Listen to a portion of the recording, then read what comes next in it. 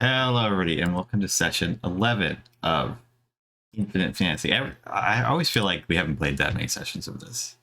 I'm looking at the thing, but according to that, it's accurate. That's definitely the right number. It's definitely the right number, yeah. I'm joined by the whole cast. Say hello, whole cast. Hello, whole cat. Hello, whole cats. Wow, 3 out of 5 ain't bad. And who knows, Charlie might have said it. I just couldn't hear them. I forgot my push to talk. I believe you. Charlie had the worst of it, which was just saying it to an empty room. Yeah. Yeah, it didn't feel I good. mean, technically, we're all just saying things to an empty room. Well, except for maybe that's just me and Jack. I've got a cat in here. That doesn't count. Yeah, I've got a cat as well. That does not count. Okay. I don't know. And My you cat both was know sitting that over there doesn't count. just a second ago. I'm saying it to my Healthy positive. environment don't count. I'm saying it to my positive potato. Hey. All right. Everybody's here. Last session,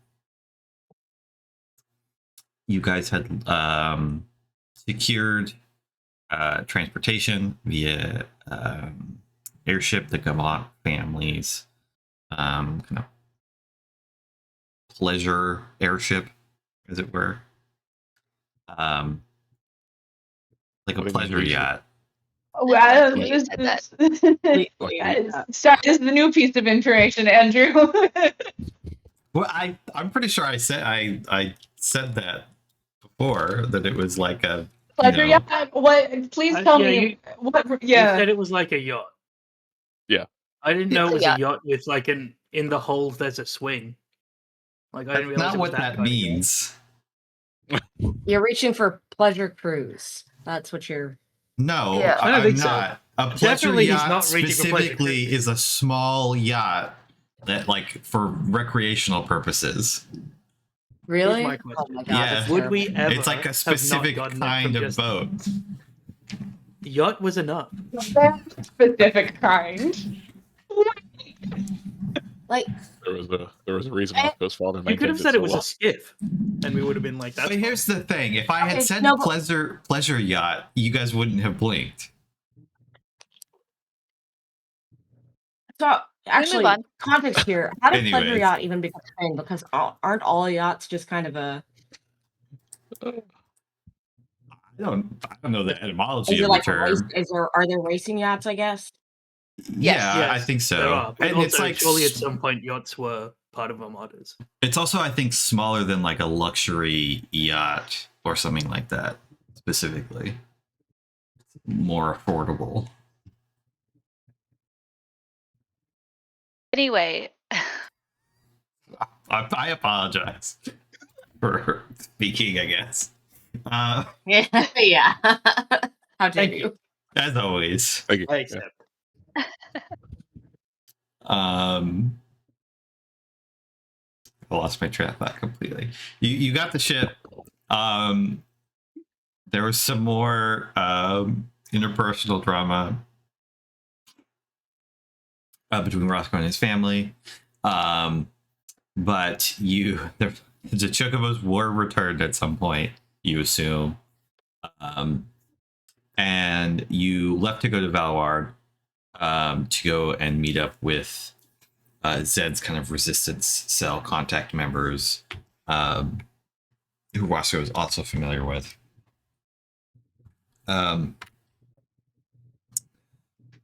Agatha raided Zed's personal library in his little apartment. It's an important part of the session. And then you guys kind of caught up with Versa, the head of this cell, informing them kind of what all went down. There's a little bit of back and forth, a tense exchange when you guys kind of finally looked through the information that you had taken from the facility where Ifrit was being held. There was some concerned by certain individuals in the party of the resistance using this for their own purposes. But they let you keep that data. That's how I'll phrase it.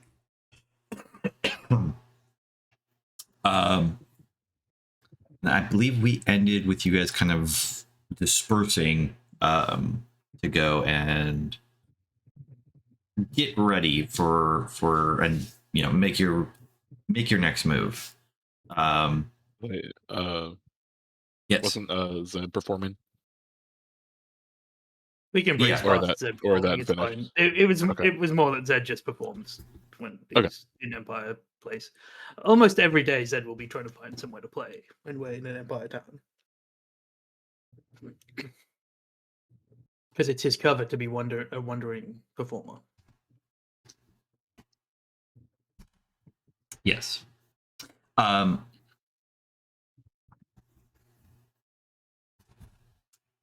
So Zed, you've just been playing. Everybody else are kind of walking out in the tap room as this is happening. But you kind of have the whole. It is kind of late already, but you do have like the whole town to look through. It's not so late that all the shops are closed or anything like that quite yet. What would everybody like to do? You also, I don't think, have officially picked a destination. I think out of game, everybody kind of was in accord, but I don't remember if that conversation happened in game yet. I could be wrong. I feel like we did Okay. do it in game on the thing that the snow place Yeah. was going to be our next destination, unless something drastically changed from the information we got, and it didn't. I would say, yeah, with the information we got, it also kind of, I think, we learned, like, okay, they are making moves towards this, so we should probably also move towards it. Hmm. Like the Empire is trying to get there too. After Zed finishes playing, he's largely going to hang around this bar until he goes home. But I guess he'll also go ask Theresa, hey, maybe some money? She nods. She says, well, I said I would provide resources. What do you need? Zed kind of thinks about it for a bit and goes, you just... How much did you give me to go to Solness? I think it was probably only like, I don't remember now. I think it was like 5,000 or so. They also will, like, when you're doing something that more long term, like they'll drop you with a ton of cash immediately. They'll like send it to you over time. Yeah, I think Zed says, well, whatever you can spare, Gil-wise, really. I don't... and Zed is intentionally asking this when nobody else is around. Because I don't necessarily... I'm happy to fund what other people need, but any equipment that goes to us could lead to someone else not having that equipment. Yeah, she's I don't have a ton of Gil on hand, but she will go into her drawers, pull out a couple things, hand you a small like purse that you flip through. It has about 10,000 Gil in it. Well, that's how much I was going to ask for. Does this world have checks? You trying to like cash a bad check? What? Why? No, Zed's trying to write a bad check and tell her to cash it when, like, in 2.5 weeks, when presumably Ajusa has won her fight and then Mongogo has transferred that money to Zed's bank account. He's just like, don't cash this for a bit. There's no money in there if you cash this in the next 2 Okay. weeks. And there's maybe no money in there ever. But Sure. Yeah, I think yes, something of that nature is yeah, possible. great. Yeah, he like essentially cuts a check for everything above like it was 5,000 for the deposit, right? For the 5 chocobos. Yeah. So, assuming he said bet on yourself, and then if it wins, so he cuts a check for like 6,000 or whatever, and then whatever's left he'll keep. Sorry. Fair enough. And then I'll go give Asta and Roscoe 2,500 gil.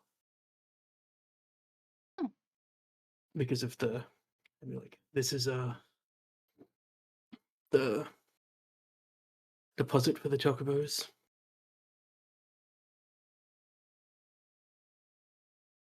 I'm gonna ask where you got it from. Thank you. I mean, I'm it's like I'm not doing crime. I withdrew I some know. money from my bank, and then I gave you the money, and also Thrissa gave me some money. It's like, I am the least crimey of our entire party. Well, small scale crime.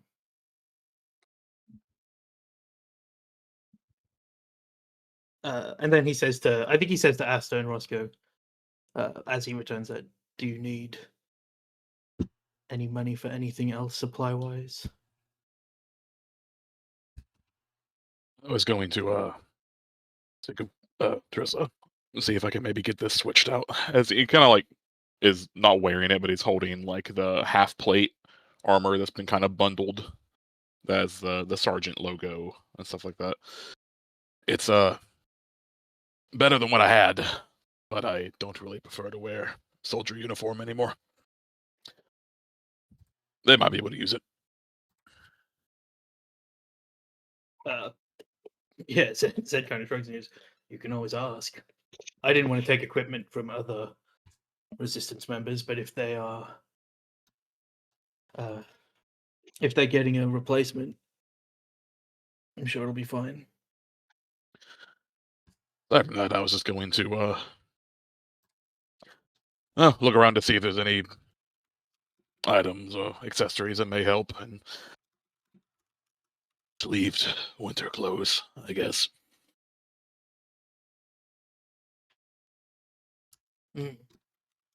I think Zed thinks for a moment and then says, there's a clothes shop not far from my house.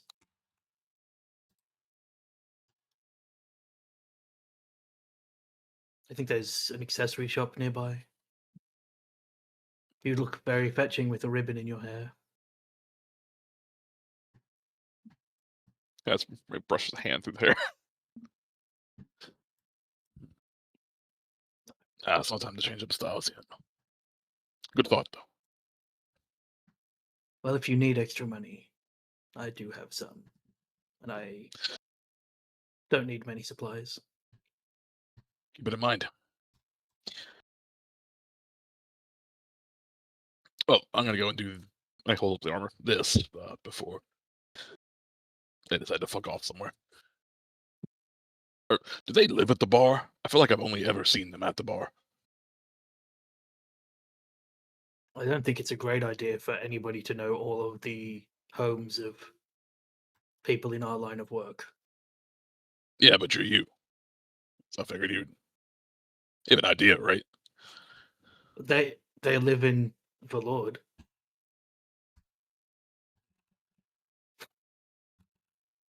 Inside check.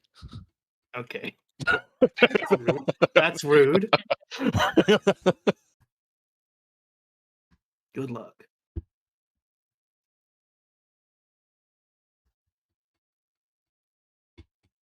Zed's giving you the most like, yeah, I have no idea face. He's for sure lying. He for sure knows. For now. But yeah, Zed will also have the same conversation with Asta about if she needs any money for things. Before probably. If everybody's still around, Zed will have that conversation with everybody. But I had to give money to Roscoe and Asta. It isn't going out of his way to give away his own money. I guess that's a good question. May I get that, Silas? After you kind of left that room, where were you heading?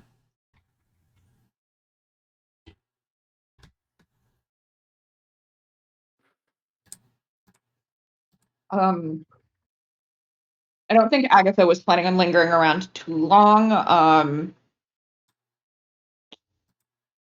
And barring us actually like having established that we have a place to sleep tonight, would have probably gone back to the ship to sulk. Yeah, I don't think, other than Zed, I mean, you're welcome. There is like an inn, bed and breakfast type situation, not at the bar specifically. That is a bar, but there are places to stay if you wanted to spend the money on that. But the ship has beds, so really up to you. Yeah, Silas will eventually return to the ship. Not gonna spend money on a hotel when there's beds already, but is kind of still in the same general area that they were. And so if Zed basically glances around, he should be able to find him fairly quickly.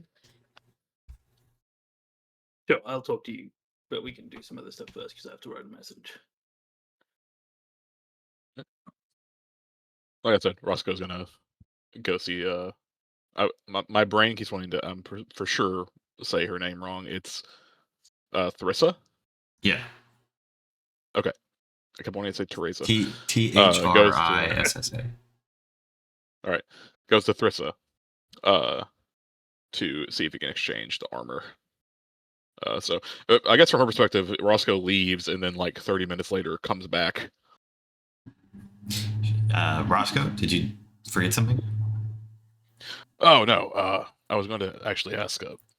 Well, I guess it's not really a favor per se; it's more of an exchange.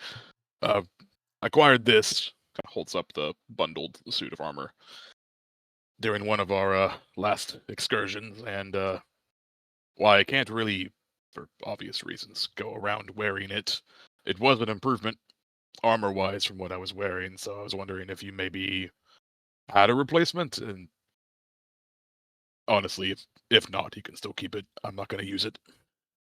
She kind of looks at it and gestures, and Samira will walk over and like take the bundle. She says, we can swap it for something similar armor-wise and to good use. Wanted to ask, since you're back alone, what's the temperature of the group, you think? Roscoe will assume she's not asking if they're ill, and we'll think for a moment. Is she basically asking like, do they seem trustworthy? Like, are they yeah, do they reliable? seem trustworthy? Like, is there any friction happening that maybe Zed didn't mention? Kind of, and like she wants like Zed reporting on like the group is different than Roscoe reporting on the group. So she's trying to like, what is your take on the situation? Kind of is the question. I think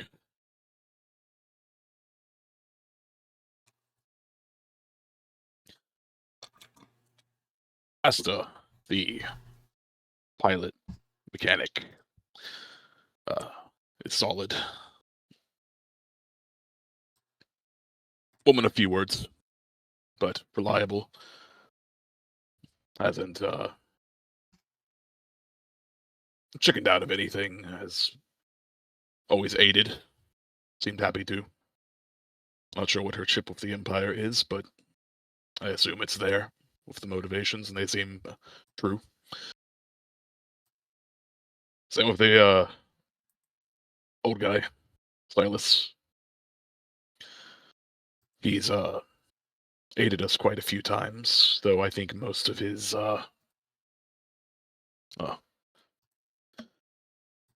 say a good part of his motivation to being here is the kid.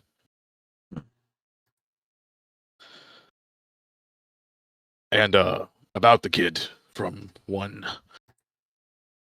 He's not gonna think for a second.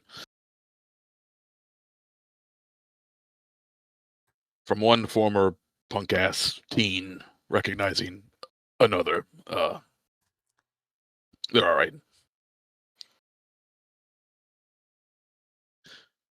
They did go out of their way to save my life in the last excursion that we were on. And this was after I threw a hot dog at their face, so that counts for something. Better.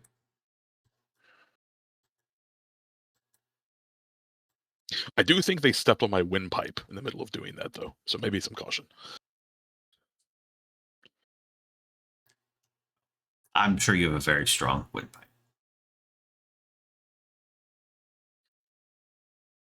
All in all, good group. Definitely can, they can help. As you've seen, explained. Kind of gestures at the computer of, like, the Esper information, and that was there previously and stuff. She nods. Says, well, you've done a very good job at disrupting their plans, but well, that does mean they're probably going to crack down harder, and they may even be aware that the group is trying to stall these efforts that they have regarding the Espers. I would expect countermeasures to increase. Makes sense. And I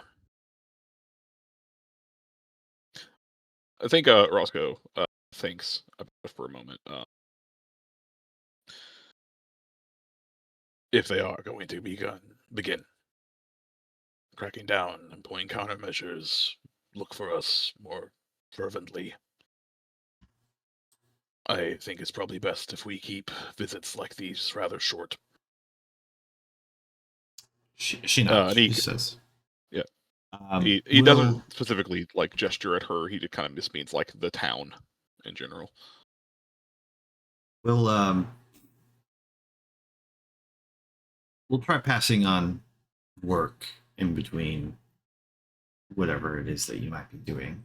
If you're interested, we'd love to just give you unlimited resources, but it's an easier sell if you do something for us here and there.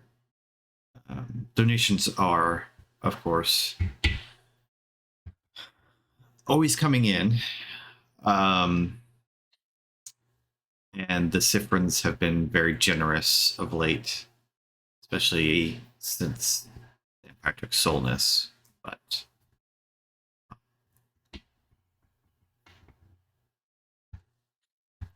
as you know, progress has been somewhat slow.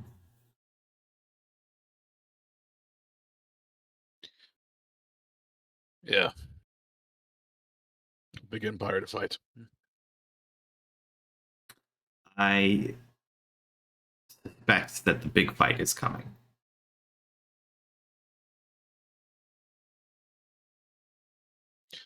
Well, rest assured, when it does, you have me in the corner. It would take any other washed up boxer. Not washed up. I actually had a match the other day. Beat Diesel's ass. Formerly washed up boxer.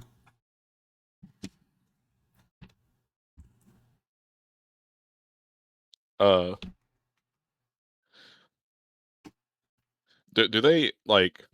Do they seem? I know Zed just mentioned that like got money from them and stuff. Do they seem like they're like struggling somewhat for resources, or are they like okay? Same as it always is. I mean, this kind of thing. It's always like a delicate balance, right? Like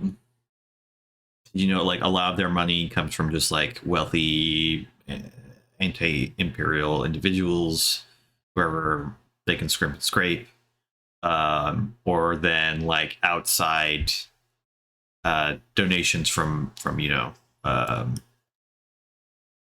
countries to the south or across the ocean, particularly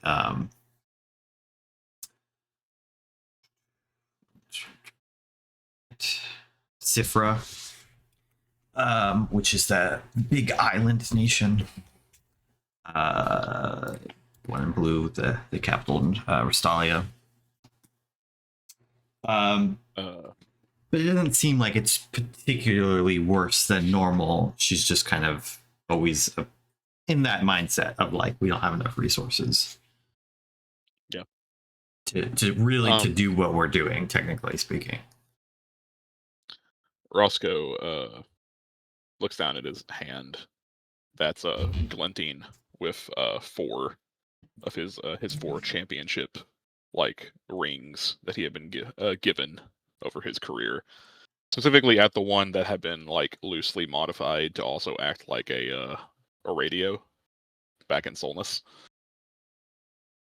And we'll take that one off as it is still like gold and covered in gems, and we'll kind of like flipping a coin, flip it over to Thrissa. Small donation. He'll tuck it away on the desk. Oh, since I always know you forget, she'll also like pull out a small like sack that clinks slightly and hand it to you. And there's like a bundle of potions. Yes, this will come in very handy. Grab it. We'll kind of look in it, think very lightly to himself. I feel like I threw and broke one of these on the floor at the lab we were in, but okay. It's fine.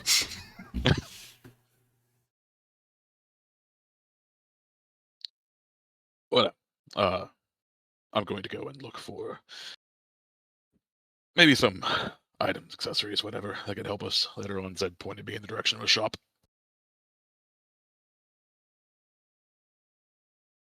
You, I assume you probably would have already told Zed at this point, but if there is something we can do for you all specifically while we're, I don't know, out being Imperial terrorists. Kind of leaves the question open. She says, I mean, she'll just say, keep doing what you're doing. If you happen to find anything interesting and you're able to bring it back, hopefully it'll be something we can make a little bit more use of than your friend's information storage. Not that it wasn't helpful, but you know, the data could have been useful as well. Anything else like that? Any information on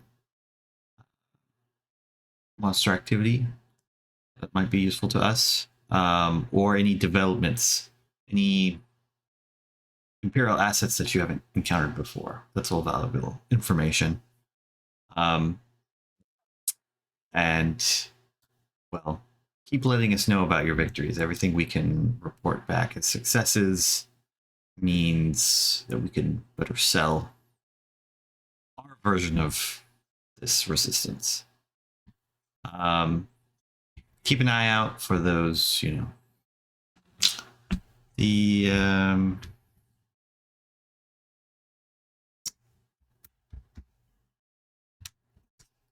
anti-aetherite elements.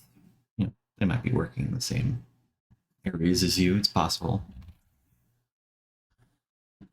I'm sure they would be. Zed already mentioned the whole like mutated monster thing, fire monsters, right? I assume that they would be very against that. Probably about as much as they're against whatever your Esperbon might be, and definitely your arms. Yes, I've considered that before. I have a quick question before I leave, actually. probably a shot in the dark. But things recently have made me, well, think. Have you, the position may have changed, but in the Empire, have you heard word of any figure formerly going by Captain LaFille?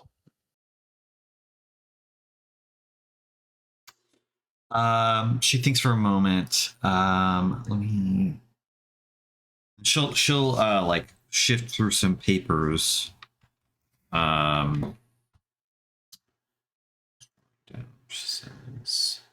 Yes, they've recently been assigned to the Leviathan for about the past year. A little bit longer. A lot of information.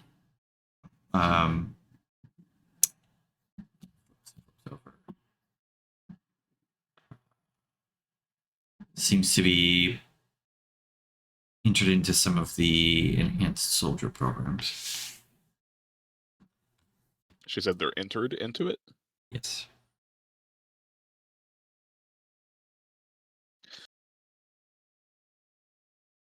Gotcha. Thank you. All right, I gotta go drop these off at Zed's apartment before I break them. Jingles the bag. Your clinks. She just laughs. All right. Jack, that happens off screen. Or did you Yeah, want I want to send it via Jabella. I want to send it to a contact in Jabella, Okay. who then sends the message from there for obvious reasons. Okay. Just see said messaging people. I'm probably writing it because it does have to be in his handwriting. So he is writing it before the conversation with Roscoe's taking a while, and he had decided he kind of wanted to also go to the closed door. But since it's taking a while, I'll go chat with Silas if Silas is still around. Yeah, he's not super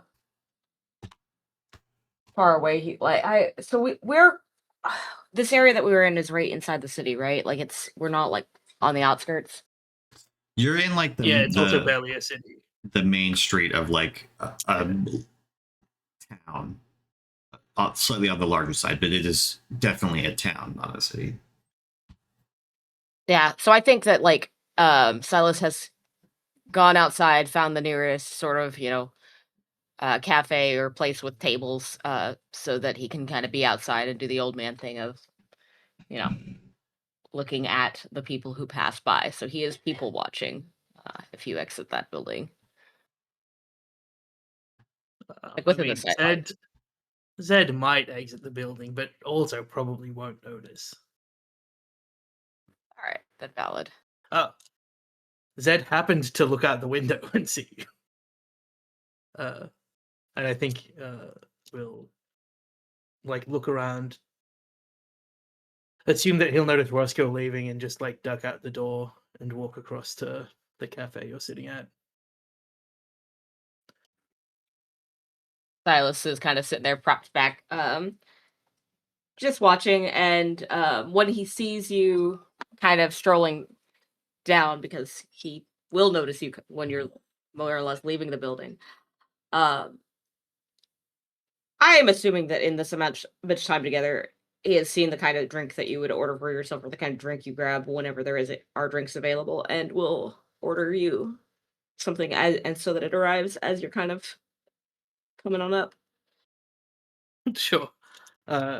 Zed, I think, looks at the drink and filters through several different personas to find the one that is true of. And it's not too far away from Zed, so he smiles appreciatively and says, I just wondered if you needed supplies or money for supplies. Well, I can't imagine you in your rushed escape collected a lot of money. Not exactly. he kind of reaches into his bag and pulls out like a small notebook where he's been trying to think through what's critical, and says, "Can't say I have much expertise in being." He just kind of like gestures rather than say anything out loud either. So I don't even begin to know what I need yet. Ted like looks Silas up and down and says, "Your armor is like hodgepodge stationary, right? Like you don't really have armor in the Yeah. real sense." Yeah, more or less, it's like the jacket he was wearing when he left, and things that he could shove into his pockets to kind of. You could potentially find some less cumbersome armor. I've just gotten used to the feeling of a stapler jabbing me in the kidney every time I'm hit. Or you could keep the stapler in your new armor. That's a personal choice.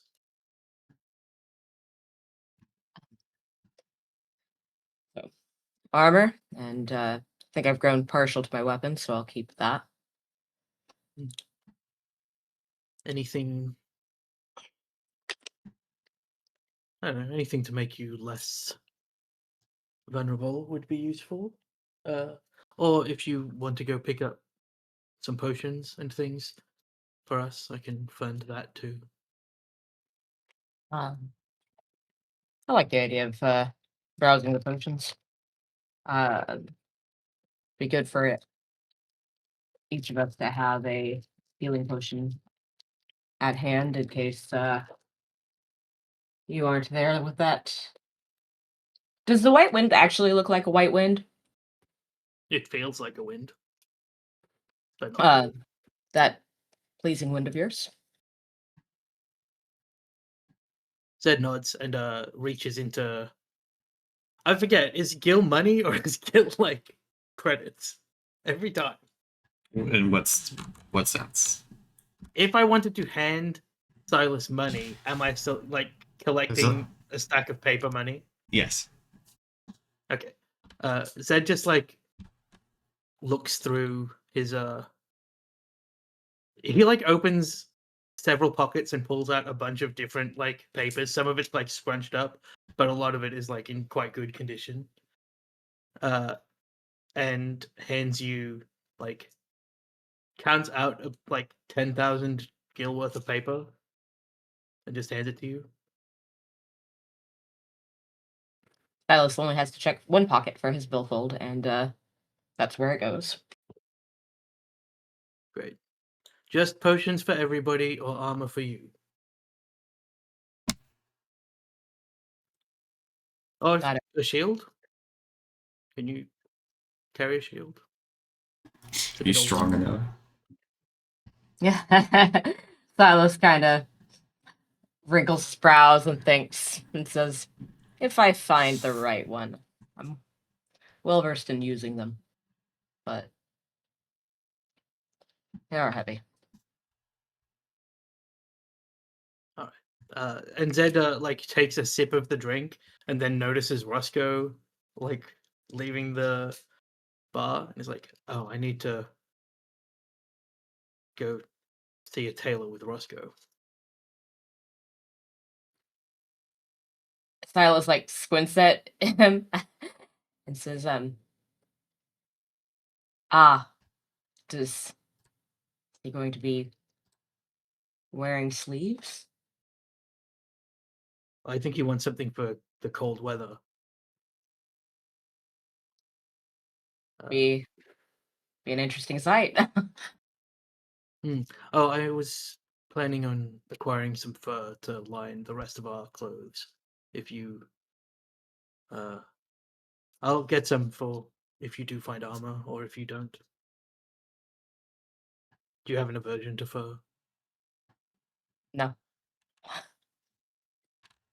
Great. Zed like drains the rest of the drink, which is probably slightly too hot to really do that. And then says, yes. Like solidarity wins. Silas kind Well, of like welcome to stay at my apartment if you like. I'll check in on Miss Locke and see if she is more in need of company or space, and then decide from there. Zed nods and then hustles over to Roscoe.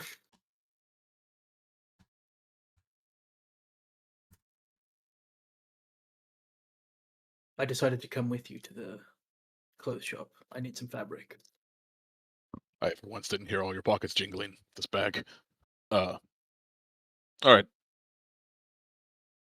Zed looks at the bag, hears a jingle, pieces together that there's probably potions in there, looks over at Silas, doesn't care enough to walk over there and be like, "Don't spend my money." But actually, Roscoe will open the bag actually and look to see what is inside of it specifically. Seems to be about like 5 potions. Just the Okay, just the standard. stock cheap ones, yeah. They happen to like have at their desk at that time.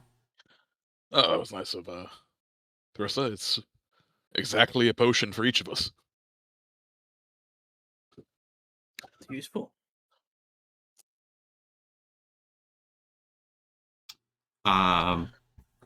Before we move into shopping, Agatha, you've headed back to the airship.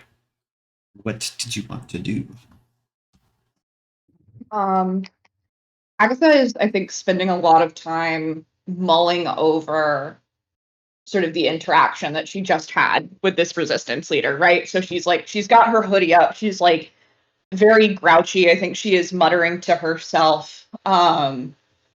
She has the thumb drive, and then she has her notes. And I will note that a difference between what she has like collected in her notes and what is on the thumb drive. All of her notes are relevant to like the big picture. Where do we go next? Like, what do we need to know to like set our direction? It does not have information about like how to conduct the types of experiments that the Empire has been doing. She gets back, she sits in her room, and I think she just stares at this thumb drive for a bit. Because she knows it's something that she doesn't think should exist generally. And I think but is unsure if she is the right person to make that decision, and I think she reaches out to Ifrit in this moment. Okay. Go ahead and make a wisdom check for me.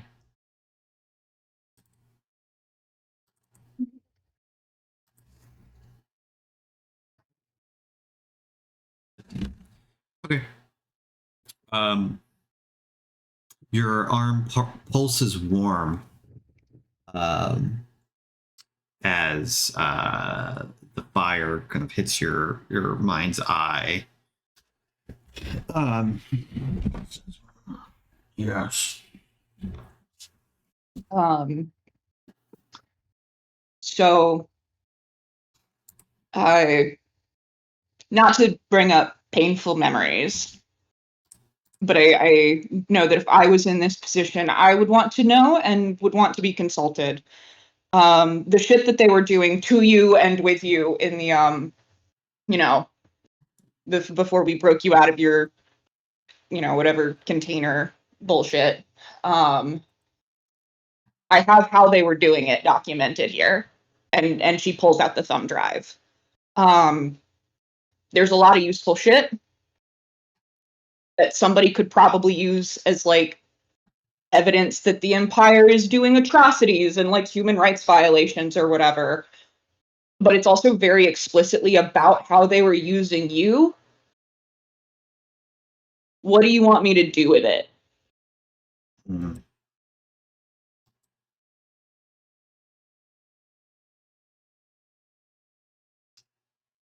There's like a pause, and like the flame dies down in a way that you're thinking like, oh, like you almost feel like you've like lost him.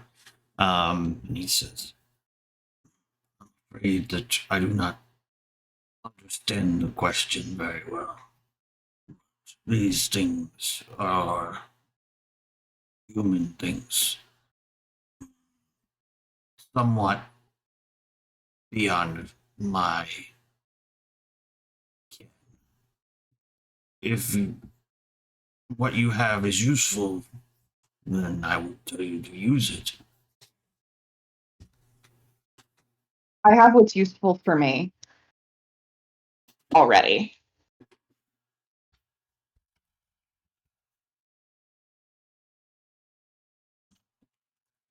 Well then,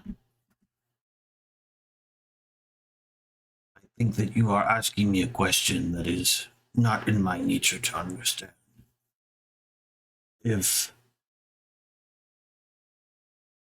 this can harm me in some way, then I would not like it to exist.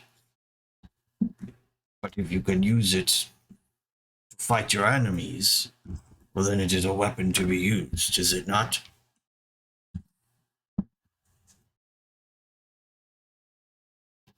I just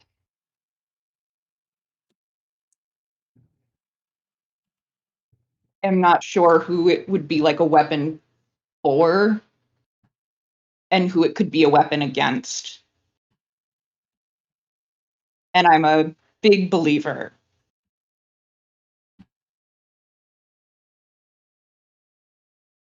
in not having those sorts of decisions made for me. Again, if I was in a similar place, I want to know how I'm being used. All weapons can be turned against their owners, safer those intrinsic to oneself. The power of your arm, the strength of your magics. I would do away with weapons that you would be concerned of turning against you, and rely instead on your mind, your fists, and those things which cannot be taken.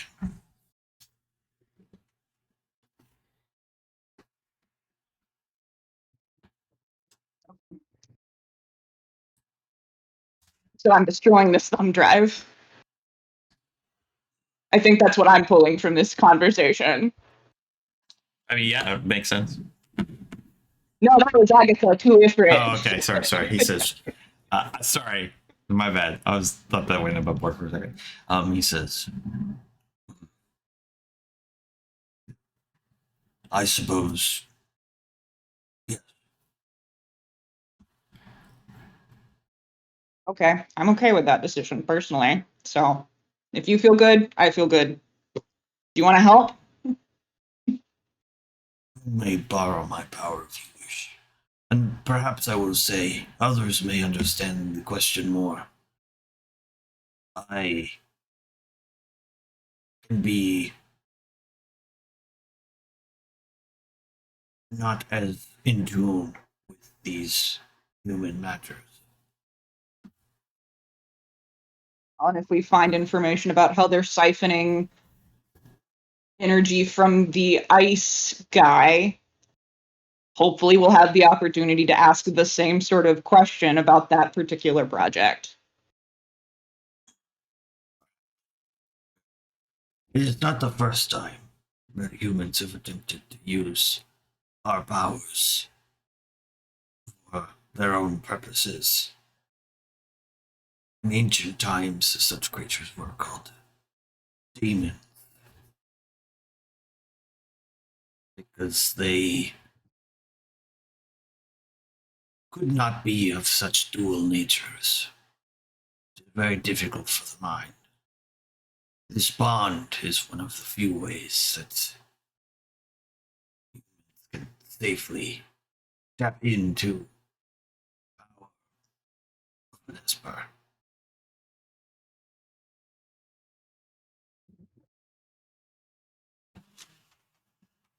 Yeah. Okay.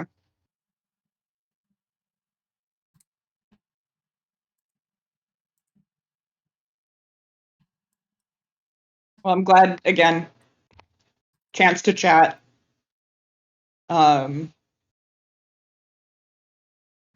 you're feeling okay, bud. You worry too much. No. Yes. Mm-mm. You know what? Actually, I think I'm done with this conversation. Bye. Yes, the rage. It is good. And I think that connection cuts. That was, yeah, she definitely defaulted back into like from a bit more of like this anxious questioning to the accusation of you're worried to like a very like I myself am a little jittery right now, so was not able to do the schlumpy like I don't fucking know what you're talking about, jackass. I fucking hate you, and then like shut it down. But I do think with sort of like the last dregs of like that energy and conversation, Agatha is going to like do her best to crush that thumb drive underfoot. Yeah, and you kind of, as your foot like smashes down, there's like a spark of flame, and it seems to smolder. The little device as it becomes not just like smashed up, but like burnt in such a way that you're fairly confident it's not usable. Certainly not easily usable. Then like I think with the connection is closed, so this is to like no one in particular. I think she does sort of mutter.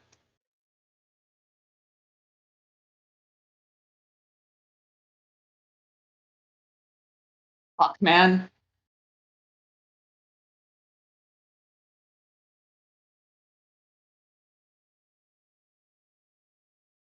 God, I fucking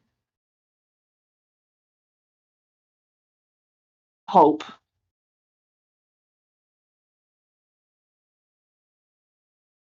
And then like trails off.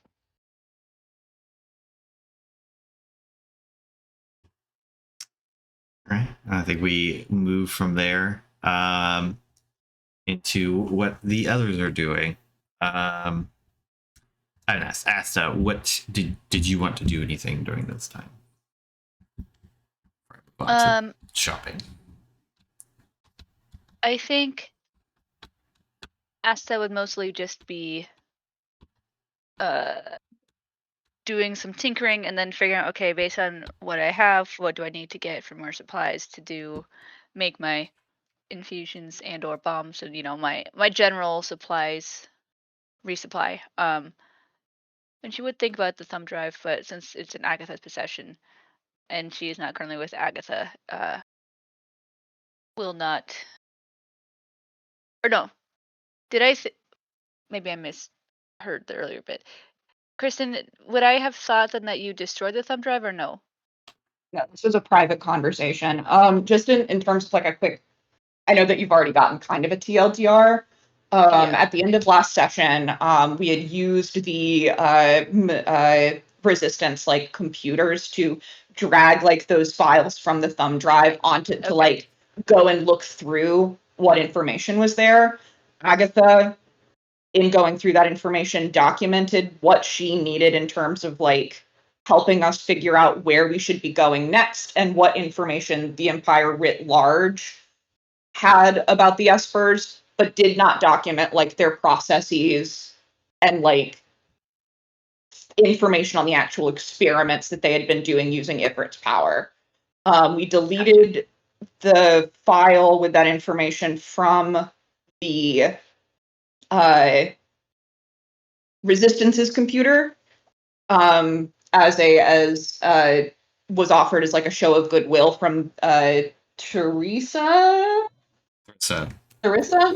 And Agatha was allowed to hold on to the thumb drive. But she went off and did that privately. Okay. For some reason, I had in my head that we deleted that you had gotten rid of everything entirely. Blame me not being present from last session. Okay, that's fine. Then, yeah, I wanted to give something Agatha to angst over with respect to that. So fair. Yeah, I think Astis is gonna go look for some new supplies, anything that maybe is interesting for her. Um yeah, but otherwise nothing major. I don't think. Okay. Yeah, you can Shopping. easily go and pick up more supplies for your various bombs and stuff. Maybe looking at Um, a new gun or something. yeah, they have guns. They have you could even like buy mechanical parts for they do advertise like Build your own gun. well yeah, obviously they have that, but I was gonna say like civilian grade Magitech walkers as opposed to like the full Magitech armors. They do have parts for that. They're more meant again for like farming and other kinds of civilian work. If that was something that Asa could be interested in. It's not cheap Is per that se. I love What the would idea that of be a civilian equivalent to grade in walker. terms of armor level? Like, is that light, medium, or heavy armor equivalent, or is that That's like a separate. Like That's being like in a a car. useless? yeah. That's like being in a Okay. car type thing. It would be different. Acid just turns the Gabont ship into a mech. That would yeah, that What if would it was be a giant? take a lot. What of if it was a giant sword Esper the whole time, and we didn't notice? Andrew couldn't do that because Andrew hasn't played that game. No. I'll move on to the other two for the time being. Roscoe, Zed, what did you want to? You head up to Taylor's shop. It's a well-appointed establishment. They've got some like samples on mannequins outside, various different types of clothing. Nothing crazy fancy because it's not really that kind of town area place. But they got bolts of fabric. There's the accessory store Can right we- next door, etc. Can we say that Zed often shops here for material and is like we cut to Zed in the middle of an argument Okay. over Yeah, you like buy it 5 for your bolts dolls of and fur? stuff. Well, no, he also makes his own clothes, but Okay. yes, sometimes he makes it for his dolls, but that felt diminishing. True, but he's like in the middle of arguing about the cost of these 5 bolts of like very white fur that he wants to buy. Okay. No. This is imported Arctic sable. I can't sell it to you for that price. Zed says, "Look around." Well, actually, no. He's in his more Zed persona. He's like, "Look around. We're in Valord. Everything's imported. What, you think you go out and you're just like, there's hunting for good fur around here? I'll There's give you." some. There's a lot of leather that comes through here. Great. Well, I'm a long-time customer. I come here all the time, and you're trying to stiff me on 5 bolts of fur. Kind of. Yeah. And my giant friend is going to buy clothes. So remember that. Fine. I was It's a lot of body to cover. how about 5 bolts? 400. Mm, 80 Zed each. thinks about it. Oh, thanks. That was helpful. Some people would like to know that. On principle, 395. Well, that's just And I'm still annoying. upset about it. Fine. Great. Zed gives him 400 gil and walks away before getting the change. Roscoe, what did you want to buy specifically from Taylor? I think Roscoe looks to this shopkeep and is just like, I need to cover up because we're going somewhere cold, but I'm not happy about it. And so I think what he ends up leaving with is like the tightest possible thermal shirt that Okay. is still maneuverable. It's like just a hair shy from cutting off circulation. To then wear after he dons it again, the half plate that will now have like fur lined. Okay. With Sure. the thermal shirt underneath it. And obviously appropriate like pants and probably some some appropriate boots. Like a whole new outfit is going to be like 150.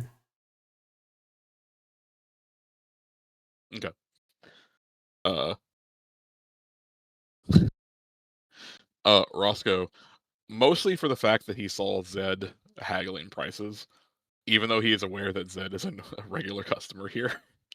He is not.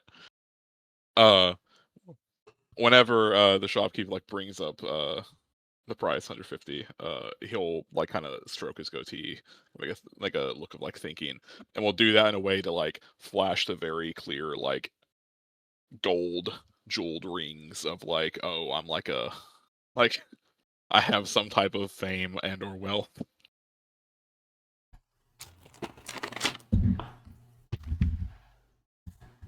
There's no reaction. He's like, yeah, so that'll be 150. Okay. I'm wealthy, so I should pay less.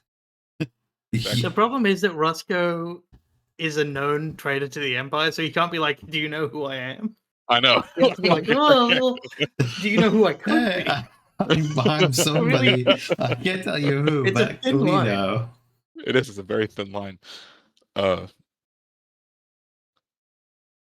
Hey, so is there a friend of a regular discount? Charge him 50 more. Friend of a regular discount. Yeah, that'll be 200. How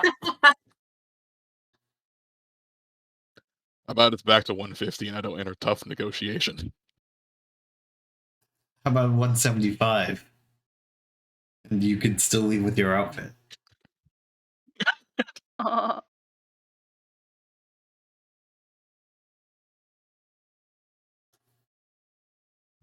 That is laughing, not that silently.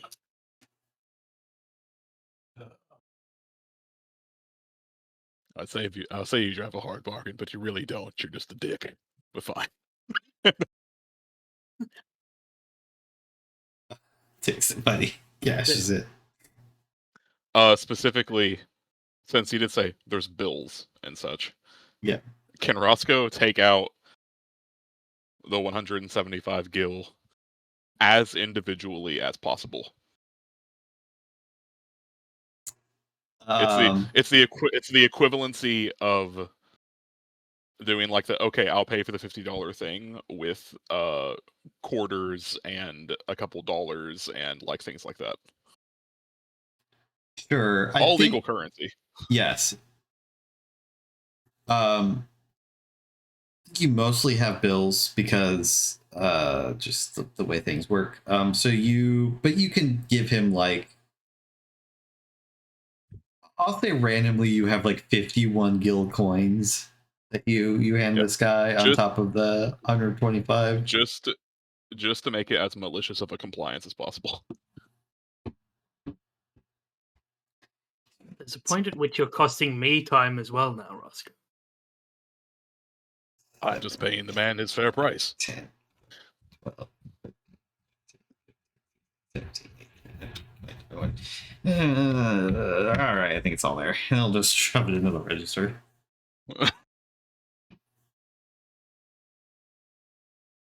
As you are walking out, Zed heaps 5 bolts of fur into your arms.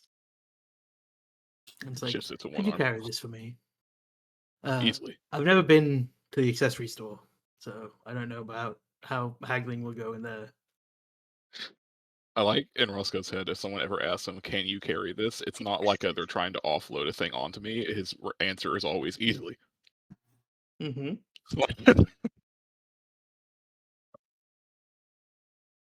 And yeah, I guess we go into the accessory store. Okay. Now you walk in. It's to our eyes, it would be the strangest store ever, right? Because it's 70% like a jewelry store, and then 30% like odds and ends. Like they've got belts and boots and like some hats, and like some like piecemeal armor, you know. Um, but an attendant will kind of walk up. Say, hello, how can I help you today? I believe we're just perusing. We're going to be making a long trip. Thought we would stop by and see if we could get anything that would help along the way. Well, we have lots of stuff that I think would help along the way. If you're looking to protect yourself, maybe have you cast spells. We have some things that help you be more in tune with the ether. We're going somewhere cold, and there may be monsters around. Well, I do have a couple ice rings. They don't actually get very. I think he was about to say something. He stopped himself. He said, "They're really hot ticket item, Hold actually." on. Hold on a second. I rolled an 18 for insight. He was definitely about to say that like they're not a super popular item, and that he like thought about what he was saying and paused and switched it up on you. He'll kind of direct Has to you. walk in 2 minutes. He'll direct you to like a specific glass case that has like a bunch of pretty similar looking rings. The main difference is like the kind of gemstone that they have, and then there's some style variation. Like some of them are like a thick, thick banded. Some of them are like thinner. You know, like daintier.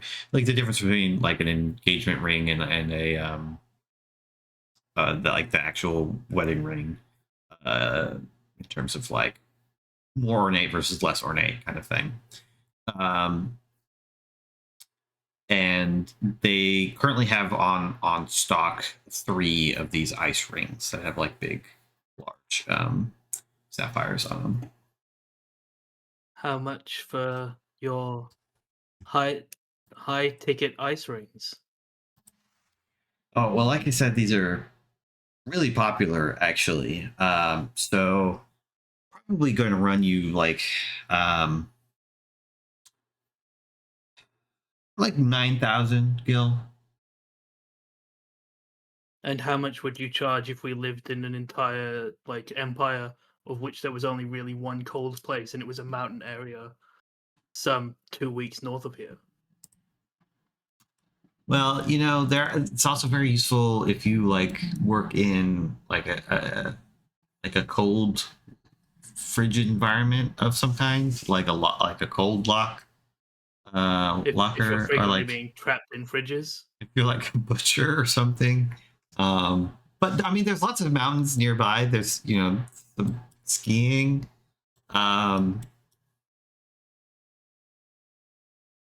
And these ice rings will help any skiing related injuries.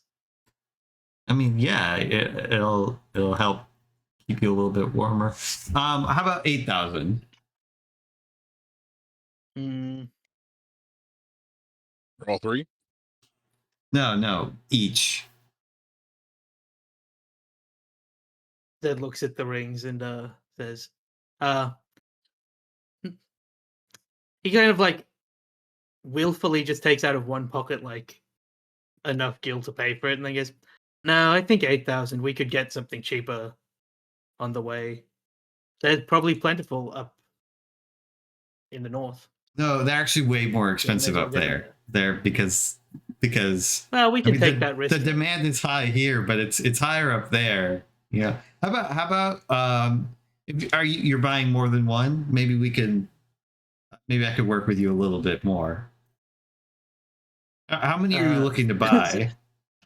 I only have the 3. Zed looks and says, "Well, I'd buy all 3 of them if I didn't feel like I was getting ripped off."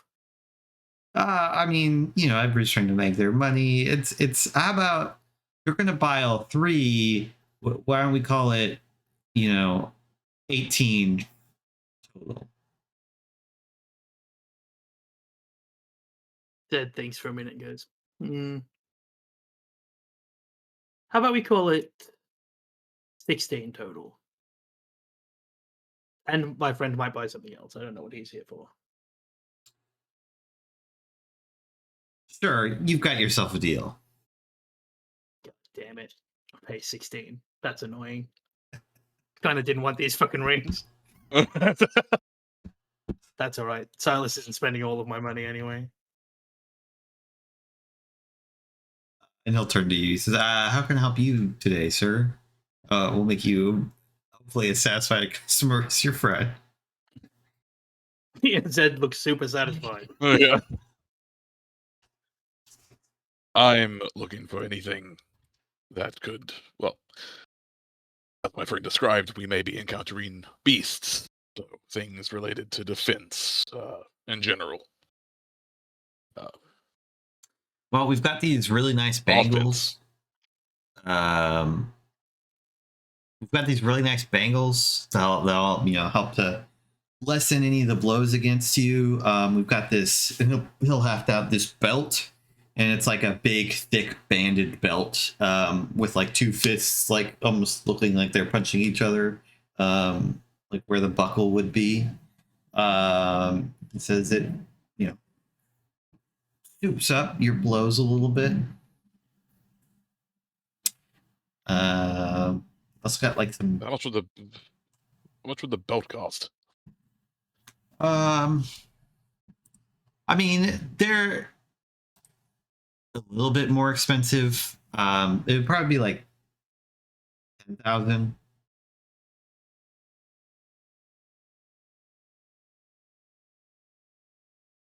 I mean, everybody wants to hit harder, right?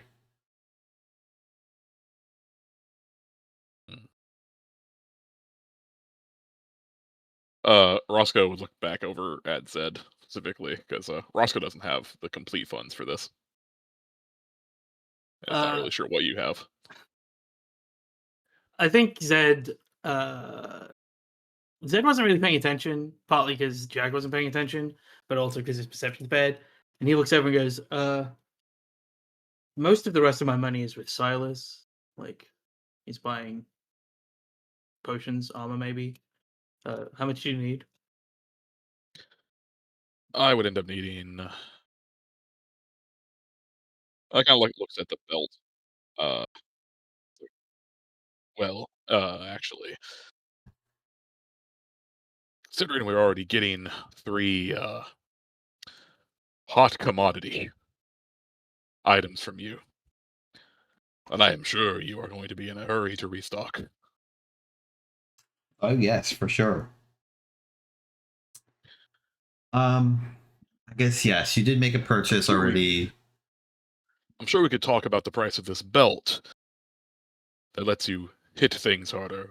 Also, in what was your previous sell in a fridge? I mean, if you're punching meat, That is a good way to train. Since you bought the rings, I could probably go down to 9,000.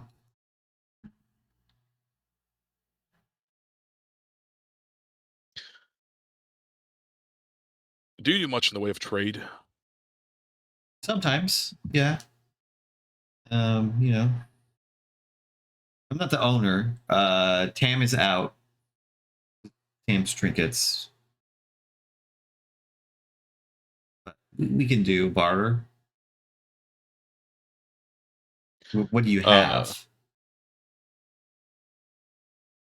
What would be the going price for like a fairly like well made like breastplate?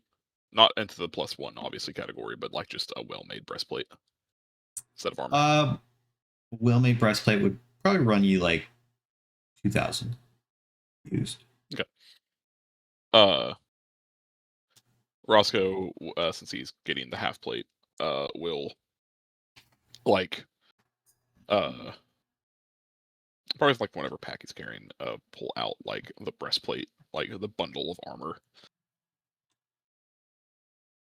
This would be very easy to resell, I imagine. I usually Take 15 and take this about 1250 off that, and I can make that deal. I think.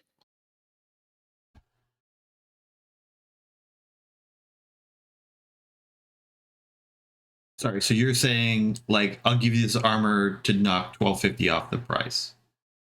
Yeah, because you could resell it very easily for a profit.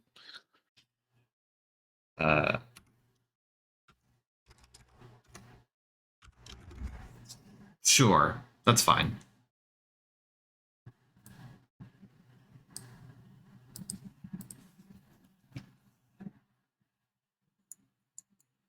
All right. So, Roscoe will look back over to Zed. You think Stylus still has 5,400 gil? Zed laughs and says, "No, probably not." Also, he kind of looks. So he's like, "So did you already buy the belt, and you need 5,400 more for The deal will be closed if I have 5,400 more. 5,400 more? Yes. So you need more than half the value of this belt." Yes. Zed looks at the shopkeeper and says, "Well, we'll be back if my friend manages to be lucky, I suppose." All right. On that note, Silas, where are you going to shop? Like, I think as Roscoe's leaving, he's just like, I gave half my money to Asta. I think I would have checked around to see if there was like some sort of armor that wouldn't overly burden me with my 9 strength. Yeah, there's definitely some like a couple armor stores, mostly for like monster hunters, in the area. What specifically were you looking for? Like what kind of armor? You want like leathers or Medium or light. I can't do.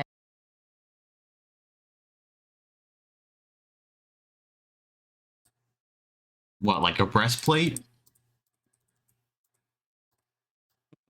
God damn it.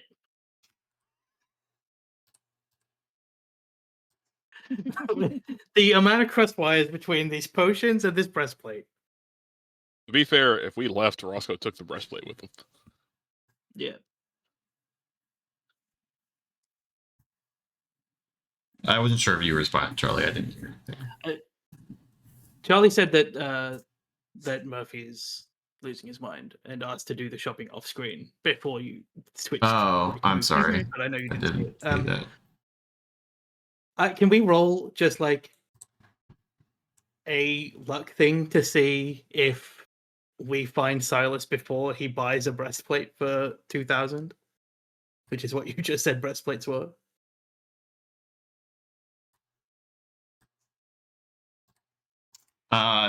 Yeah, sure, that's fine. Great. It's Roscoe who needs to be lucky, so So saying roll D20 or a D100? Just a D20 is fine. Let's say it's 50-50.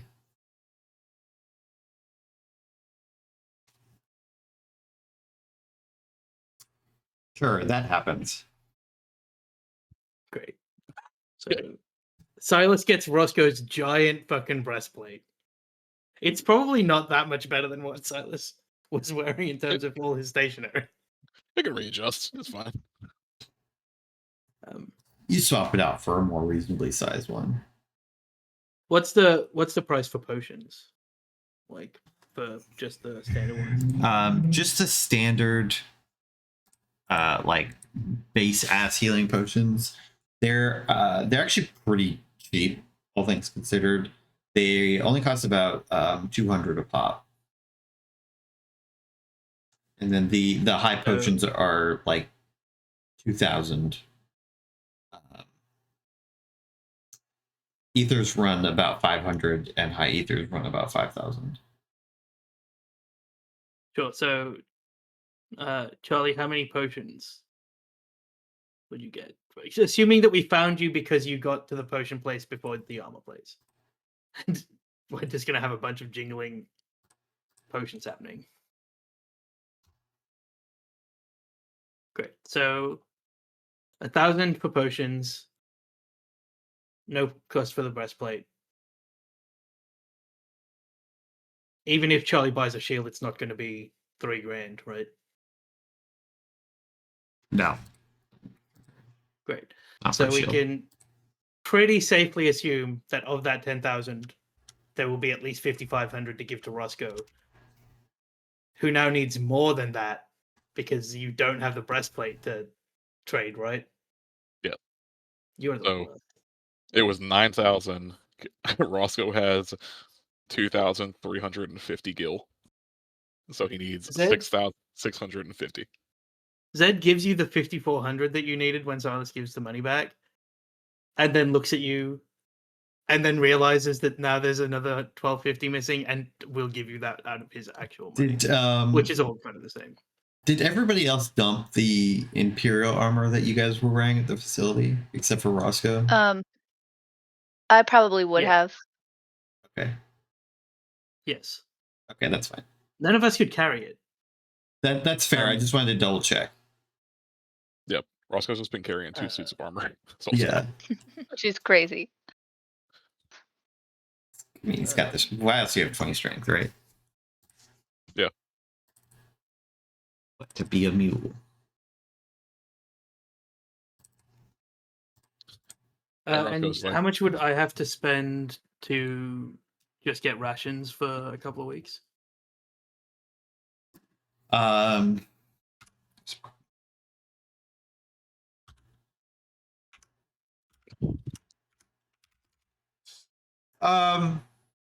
Call it like 1,000 for the 5 of you for like a couple weeks. Wow. Okay. All right. Yes, I will also pay for rations for everybody. Roscoe's carrying all of this stuff. I could have got that delivered, but Zed chooses to make Roscoe carry it. And you can pretty easily get a shield for like 1,000. Okay. I'm gonna put 1,600 back on my character sheet, and if Silas wants a shield, you can have it. Otherwise, I'll add 1,000 later. But yeah, Zed doesn't like. I think in the traveling with Silas and Roscoe as we're walking around this small town, doesn't really see the need in staying much longer. We may as well like take the ship and just sleep on the ship. Yeah, if you But guys I would wanted to like leave the same day, to- that's still possible.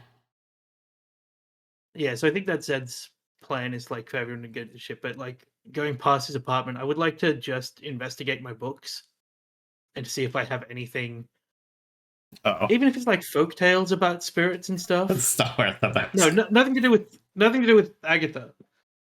To see if Zed just has like even folk tales Okay. about spirits and espers Sure. and things. Make an investigation Uh, check. I think your library, despite being small, is like fairly diversely stocked. So Yeah, it's a yeah, decent. because it's books that he's interested in. I'm so shockingly bad at investigation compared to most of my roles. 12. You do find some. It's not maybe not exactly what you as complete as you were hoping for, but you do have a book on like various folk tales and things like that. It's not particularly academic. It is more just like a collection of folk tales. Yeah. I'll take it with me just in case. It might come up as important at some point. Oh, I also give Roscoe one of the ice rings.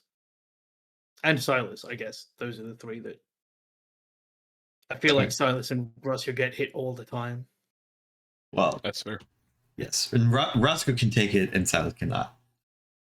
Well, 3 damage reduction is 3 damage reduction. That will definitely add up. When Roscoe dies in 1 hit. Silas, not Roscoe. Imagine Roscoe dying in 1 hit. We would be in The rest of you would be Yeah, that would screwed. be bad.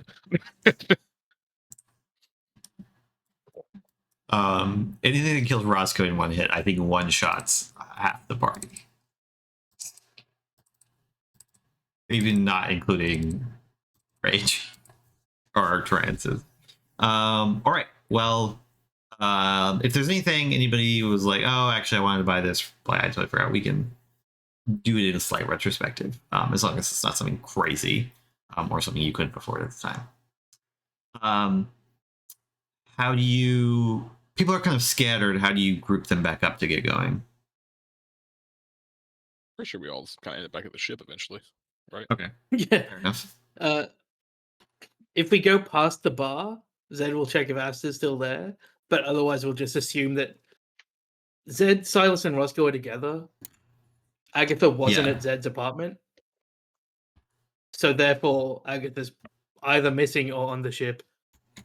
And then Asta will probably That will get back to the resolve ship. how it is. And Asta will 100% go back to the ship. So, like, Okay. Zed feels that's Um, pretty safe. Yeah, you head back. You maybe need to wait a little bit while Asta picks up various bomb materials. But before too long, it's late because it's probably around the time like the shops are closing that you're actually like fully getting back. So it's late, but you were all back on the ship before too long. Easy, Andrew. I was picking up alchemist supplies. Yes. Bomb Which are materials. legally the same. Legally distinct bomb materials. For legal reasons.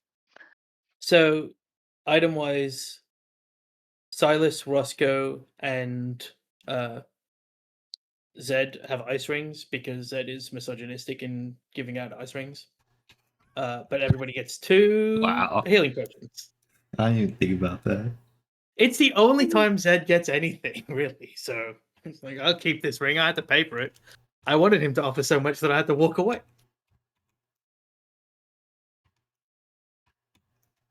Oh, I meant to. I don't know if I said this or not.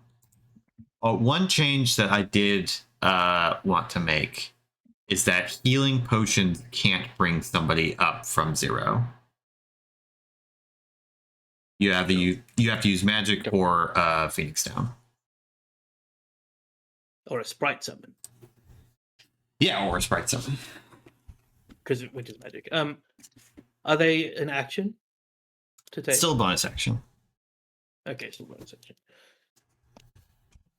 So if you're worried about going down, and use it yourself because nobody's going to give it to you.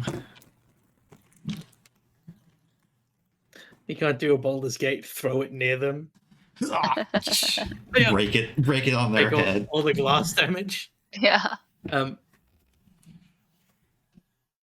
yeah, as soon as everybody's there, Zed will marshal, rally the troops and be like, well, we should head to the mountains, the plains of ice.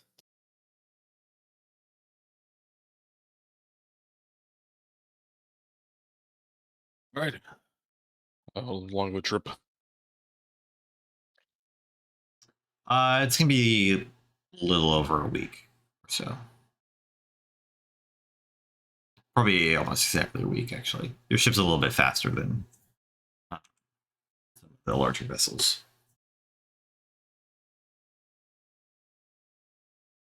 Oh, I guess.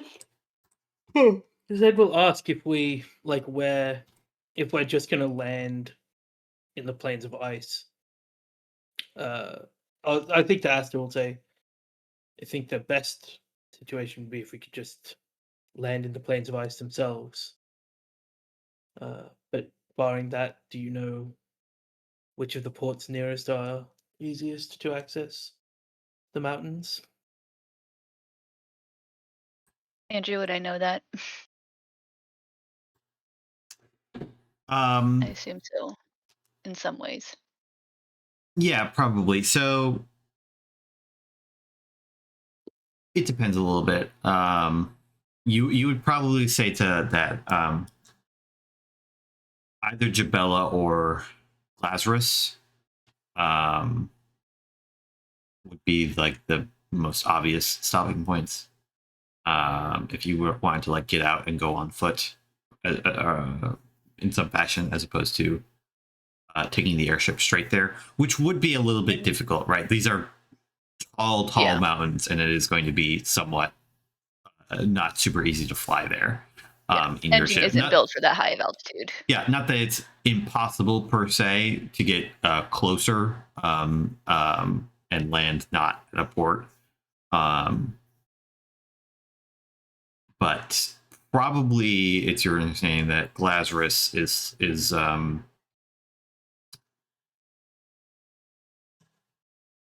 has people who do expeditions to the mountains and is a little bit more, even though they're kind of equidistance, is a little bit more accustomed to that terrain. And like, this is the This is plateau, it on right? the map. Yes, specifically. Well, I Hope believe I in hope your I made it ability to- clear enough. Yeah. Yeah. The points that you guys are most aware of should be somewhat obvious on the map. Yeah. I think where there are potential espers. Roscoe would ask, like, would it not be a shorter journey if we were going to travel up from Jabella? might be more formidable mountains that way. There may be a path from Glassroots. Indeed. Glassroost But I has the believe regular in- mountaineering companies that go from Yeah. there. I believe in Asta, your ability to land on the plains of ice themselves. After all, how many Esper bonded pilots are there in the world? Less about my skills and more about the capabilities of the ship. Mm. I can maybe work on some modifications to assist. That seems doubtful and seems to think it's entirely about your skill.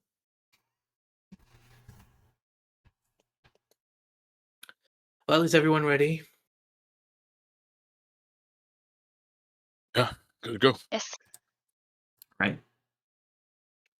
You take off, heading out of Valaward, and are in the skies for several days as we kind of quick wipe through it. You pass over kind of like the Imperial heartland, more or less. Starts to give away from like more arid to a little bit more temperate, wetter regions as you move over like farms and towns and cities, heading north, kind of skirting around the mountains here, and going.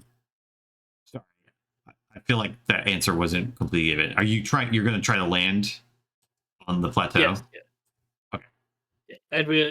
And Zed during the trip will say, if we can't, we'll divert to Lazarus. Okay. You kind of pass over Jabella. Again, these airships are super fuel efficient, so you don't really ever need to land anytime soon. You're just mainly limited by like your own food supplies more so than anything else. You head over, and once you start to get to the mountains, you start to climb up in altitude. The air does get thinner. Can I get from Asta? I think first I would like a Tinker's Tools check. You have advantage because it's related to an airship. Just you're making some modifications to help deal with the altitude. Cold and absolute shit. Well, I'm still- gonna flash of genius Okay. till it gets to a 23. Just 23, to okay. Let's bump it up. I mean, 18 is not horrible, but 23 does bump it up. Okay, yeah, you make some some adjustments, like shoring up some of the lines, making sure that the engine's not going to freeze, those kinds of things, insulation, etc. Can I also get a piloting check? I need it one from Asta and one from Silas, who is the secondary pilot. What is the So skill we use for that? this is going to be I said it was intelligence. So yeah, make me an intelligence check. So Asta, you Just can flat use intelligence? you're proficient in it. I'll say you're both proficient in it.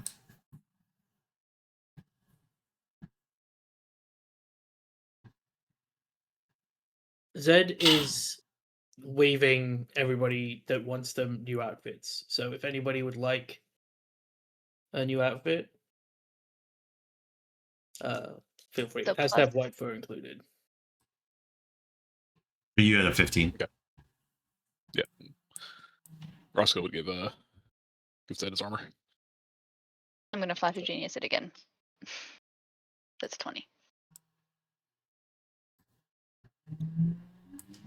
Oh wait, Okay. that's not right. I can't do math. Yes, that is correct. No wait. Yeah, pretty sure. It's Yes, that's 10 plus. 20 for you and 13 for Silas. Yeah. Special Genius sets it to a 10, right? Or is it But better? Flash of Genius is just a plus. Oh, it's just a double your mod. Okay. No, you get to add your intelligence modifier to the roll. Yeah. In this case, it's I think at some point, Asta, you have to you realize that Silas cannot do this. They are not skilled enough, and you have to take over. Can you make me a con save? Because you are having to kind of fly almost a full day, pretty much on your own. Wow, fucking garbage. Okay, you are able. So you all are kind of able to maneuver between these mountains, get there, get to where it starts to be. You're still like super high up, but it starts to be less peaks and more like a flat plateau plain, where it is like snow covered. But despite that, there are like puffs of life here and there, like long grasses that seem to like puff up out of the snow every so often. You find a decent place to land. Asta, you were kind of flying for a day and a half ish straight. You take a level of exhaustion.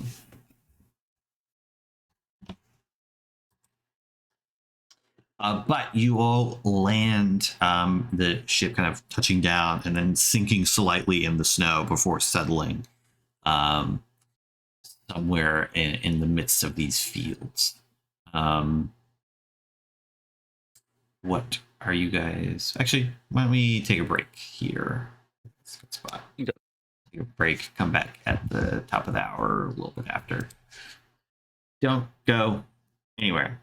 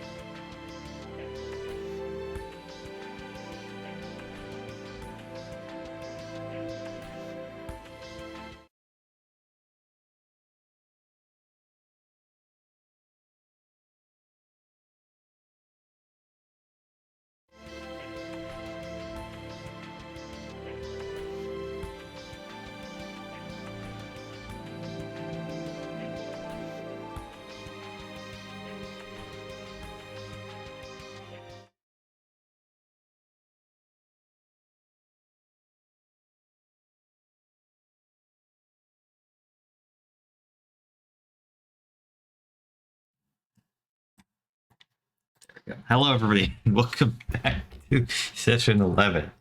As we continue on, the party has just landed in the Plains of Ice. I'm getting JoJo gifts in the chat. Yes, so what are you guys doing?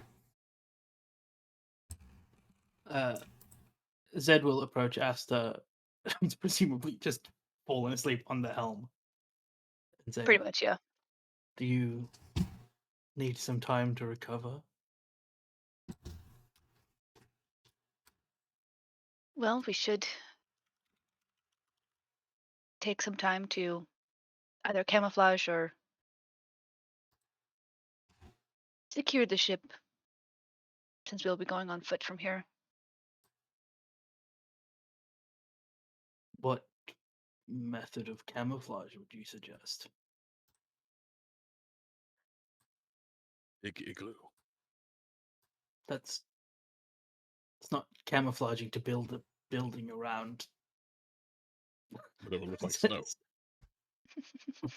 That's igloo. Zed turns back to Asta. Not the time. Think if we can perhaps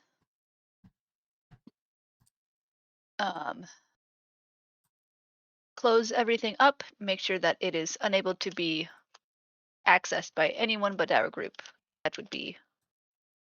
That I would feel best with that adjustment. Zed nods and will. I mean, how secure is the ship to begin with? It's got like a set of like keys. So, but I mean, a skilled airship mechanic could get around that if they were to find it. So It's not we're like as it- secure- It's like a secure as boat. A car sitting in the middle of the.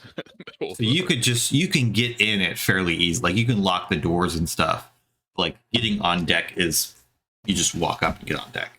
Yeah, it is not dissimilar from like leaving a car somewhere. Like, yeah, you can lock it, but that's not going to stop like the most determined of intruders. I think it is unlikely we're going to secure the ship well enough against someone that truly wants to take the ship that gets here without our knowledge. Yeah.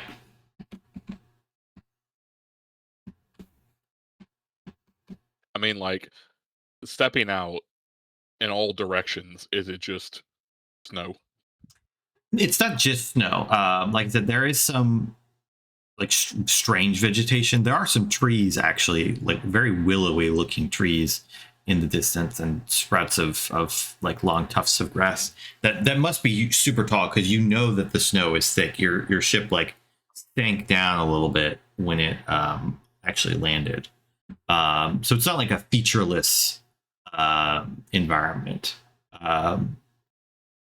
Probably you all think like if you were to use a tarp of some kind, cover the ship up, Mhm. it wouldn't be very visible, especially once like this it gets recovered with snow. That as long as you guys remember where it is. Okay. Zed will say to Asta, "Well, you rest while we begin putting this tarp that we have over the top of the ship." Yeah. And Zed looks directly at Roscoe. The tarp that was covering the ship to keep it from getting dust on it inside the garage was just packaged, Yeah, it's put back into it's the. one of those fair one of enough. those like yacht covers. Yeah. When somebody's, you know, It's on a roller Well- on the back. You just pulling off the covering off the dusty old biplane. If Agatha's not in the room, that's really being Roscoe would do like a foot kick at the door as a form of knock, and is like, "We have physical labor." Isn't that your job? Are you not able to do physical labor? No, I just don't want to take away from what makes you feel good about yourself. I don't feel But good. she I'm opens cold. the door and follows.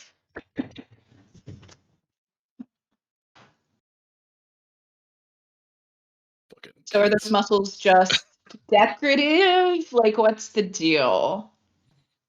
I could throw a snowball as hard as I could at your face, and you could tell me. Do you think you could hit my face? Silas passes It's a pretty Roscoe a noticeable target. snowball. Oh, I absolutely just go for it. Absolute cannon arm. it's the hot dog Also- all over again. Time to go. Zed was next to Roscoe when he went to kick Agatha's door and is just not there anymore. Like he has fled the scene and been like, I don't have the energy in the cold to deal with this. This is So also how like are we doing perfect a snowball powder fight? because the snow here doesn't like melt ever, right? So it's It's pretty icy. Not even snowballable. Everything's snowballable if you have 20 strength. That's the real trick. It's just a rock. make a normal ranged attack roll.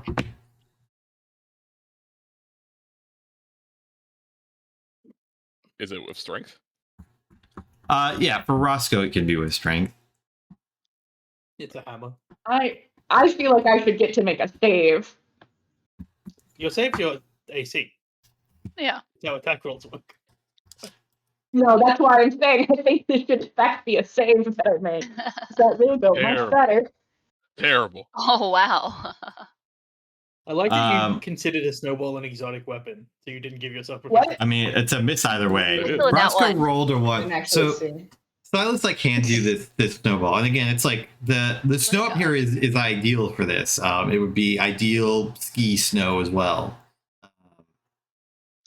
You like reach down, pack it up, and then just like chuck it, and you take a step, and your foot goes half a foot down into the snow, and you just throw the snowball at the ground. Take that, Whoa. Earth. And then his turn. Hmm. So I can see that you do in fact need all the help you can get. I'm so sorry. Yes, I'm coming to help now. It's okay, Roscoe. At some point while we are here, Agatha will get tripped into the snow. Yes, It will fine. happen sudden. It will happen suddenly, and it will happen violently. But at some point, Yeah. No, one day, and I think Agatha says this out loud. One day you'll land a hit.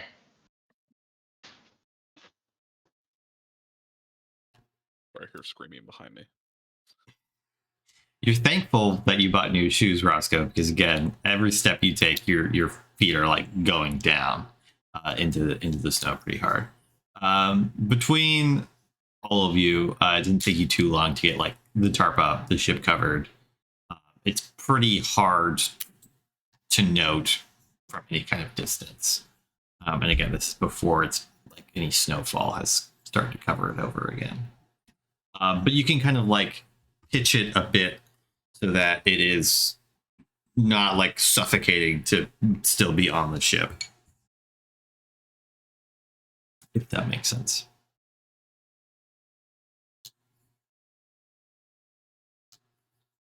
But you guys are spending like a full sleep here before you move out, or are you moving out? I thought we were spending asleep. Well, so this is what Zed saw happen. Zed I heard asked something us, about scouting. Zed said, "Do you need time to recover?" And Asta said stuff about the ship being secured. So as soon as the ship's secured, Zed is like, "We don't have a reason to have a rest now, because Asta did not say I need to recover." So when you get the thing on the ship, Zed will be like, "Well, everyone good to go?" Yep. Let's go. Feels like you're willfully trying to make yourself worse. All right. Oh, It's I don't know if I explained that now everything you do that's like a limit break or a boost costs exhaustion as well. No, I did get that. I did know that. Okay, great. Yeah. Yeah, Zed's like, well, let's head in that direction. And he points into the vast plains of ice.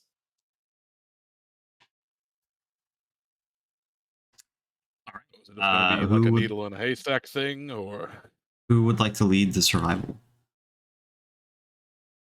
Normally we make Silas do it. I say surely Silas?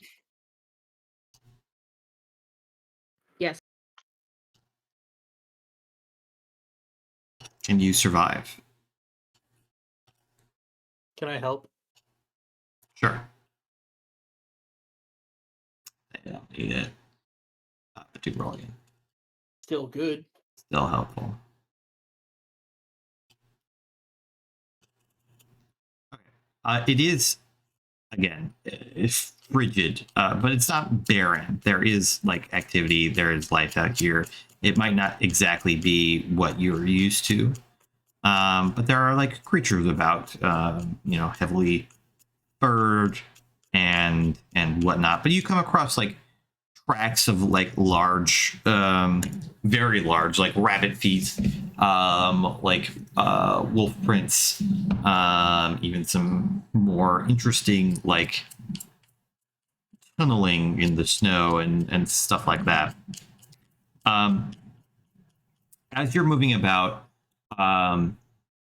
it is not all flat. There are points where, like, if you want to get up to like the next sort of plateau, you have to do some climbing, some mountaineering. But Silas is able to, with the 22 between you and Zed, able to kind of maneuver so that you're able to do it without any kind of sheer rock face climbing. As you're moving along, you can also tell that people have been here before because you see evidence. There are like every once in a while you'll encounter like a sturdy rope bridge or something like that.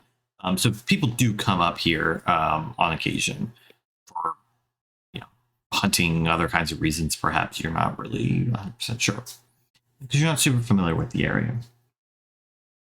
As you're moving along, can I get one of you to roll me a d20?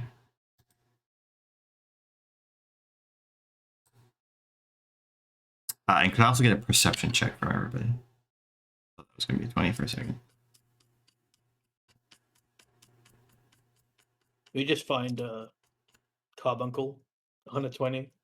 Just an Esper like on the side of the road here. It wasn't going to be good for me anyway. I'm concerned about the times we do need you to be good at these things.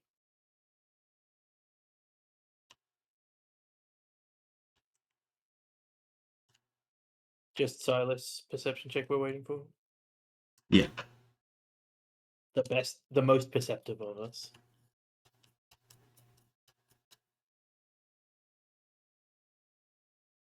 I was right. Yep, despite not having the best roll. You, with the 19, you do notice at some point in your travels two things. There is on one of these plateaus, off in the distance away from you a little bit, what seems to be something of a structure. It has to be fairly sizable because it's not buried in the snow. But you can see kind of like the outline of like stone works. Like it's sort of built up clearly on like what otherwise is a flat surface. The snow is covering it, but there's enough there that Silas, with your high perception, you can see kind of what looks to be like a large doorway of some kind, something like that. The other thing you know is that there is at least one airship in the area, because off in the distance, amidst the clouds, you do like spy at one point, like not the whole thing, but bits of a large, very large airship, much larger than the one that you have, and I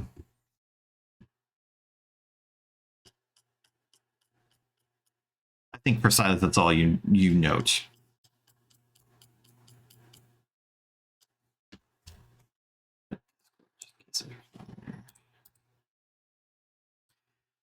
Well, should we make our way towards the structure. It's a better place to start than any. True enough. Also, Asta, if you can try and discern anything about the airship while we are trekking across. Yes. Can I make a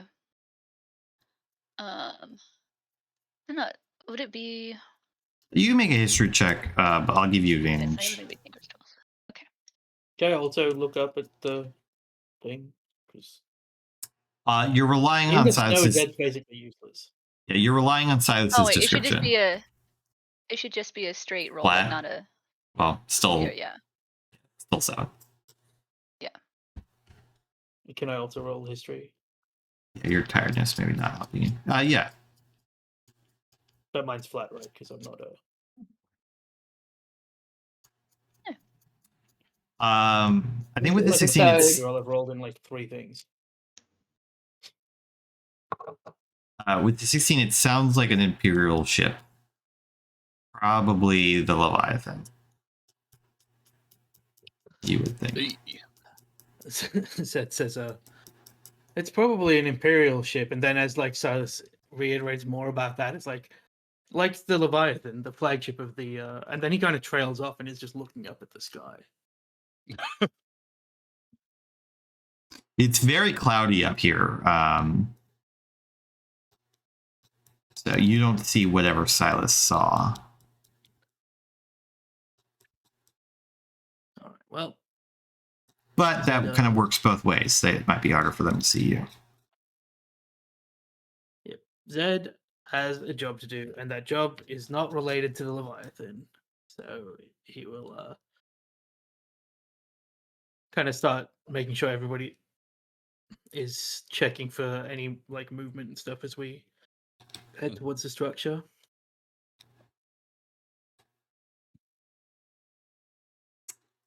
Yes, you are moving along, coming down. The flat was a 14. Okay. I think I was gonna say, Yeah. if Silas is the one like directing, like, oh, hey, let's kind of go this way. I think Roscoe would still offer to be the one in front because I feel like he clears a bigger path of snow for like other people to trek behind. Silas does like this quick, like after you sort of gesture, very grateful.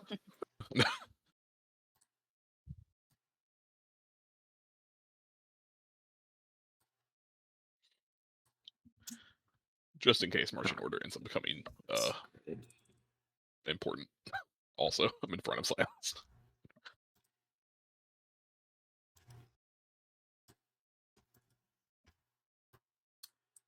So you're out front, but specifically in front of Silas.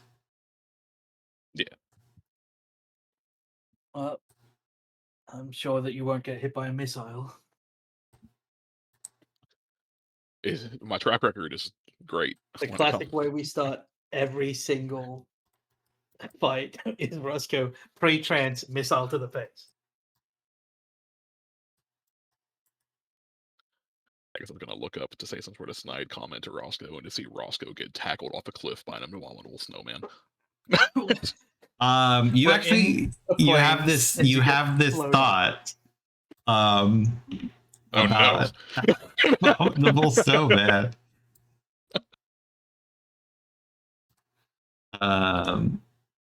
We should have brought Mongogo. He would have joined us. It could have been our mobile save point.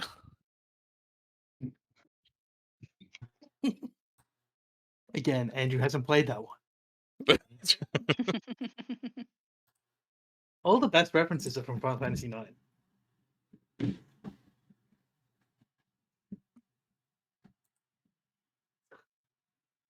Roscoe, Chris, if you spoke into being abominable snowman, Swear to God.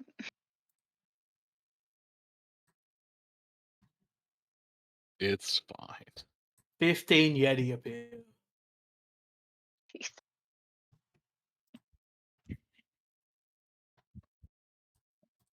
How many Yeti would it take to take down Roscoe? Probably more than we think. Yeah, it takes 5 to take down the rest of us and 5 to take down just Roscoe. I think it's more than you think and less than Roscoe would hope. I hope the what I really hope. I hope that they're like 8 foot tall, covered in fur, but with Diesel's face. This is where you came from. Diesel was an abominable snowman baby.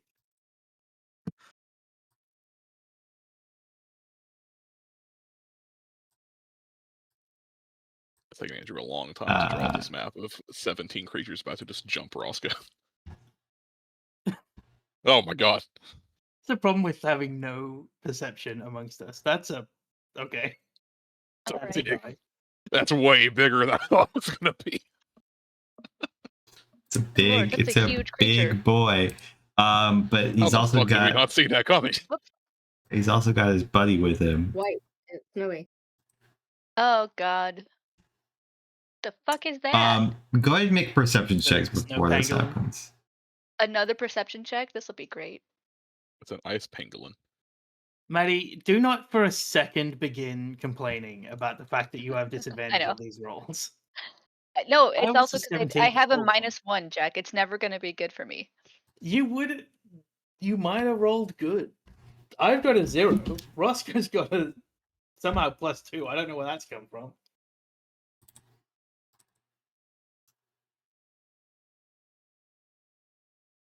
Roscoe just subconsciously was suggested to say abominable snowman. That's one of the abominable snowman's powers.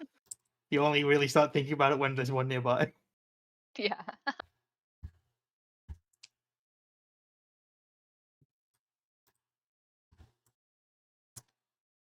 Well, Agatha at least sees them before, so they kind of just like pop out of the snow, right? Like they're just fully under the snow for a second. And Agatha, you happen to just like look up at that mountain and be like, "That's not right." In the moment that these creatures are like appearing up out of the snow, to come and fight you. If it matters for reference, you are heading towards the top of the map. And it is a point where it kind of there's this narrower path that we get to. As these creatures are gonna jump you.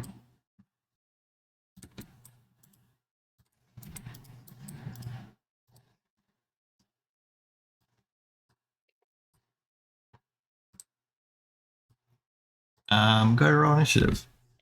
Agatha, I'll give you advantage for having noticed these creatures before. Do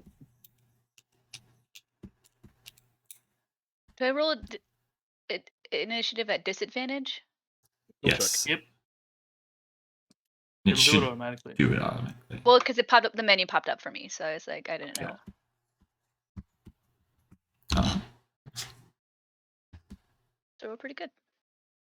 Is that a -2 point? Yeah. For Glacier Behemoth. the Glacier Behemoth is quite Yikes. slow. Yes, and I did roll a Yikes. bad. I rolled real bad. I know. I rolled a 1.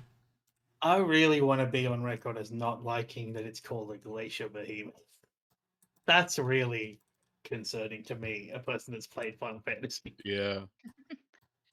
Yeah, I don't care that Agatha, we have a you -3 for initiative. sensibly are the first to react. Yeah, Agatha gives a shout. Look alive, guys, and is going to not elaborate. And we'll start. So, okay, the map is black for me. Is that wrong? Oh, is it? Can everybody else not see? I can see. I can see. Great. Wonderful. Okay, let me. Troubles persist. Can you see your own token, or you can't see anything? I can see all of the tokens. I cannot see the environment, which normally not a problem.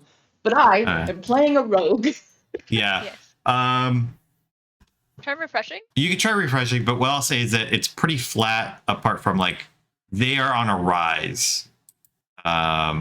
This is about like a 15-foot pretty sheer drop that they're above you. Yeah. I have refreshed. I still cannot actually see the map.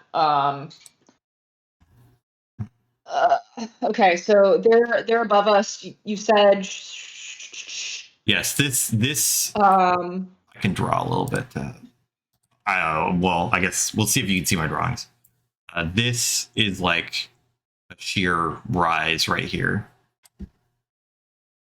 Can you I see can the just drawings? stream to Discord. Hang on. Yeah, I can also let me switch to the map on stream if you do it that way. I have too many screens up right now. Okay. I think I can probably manage. Agatha, gives her a little shout.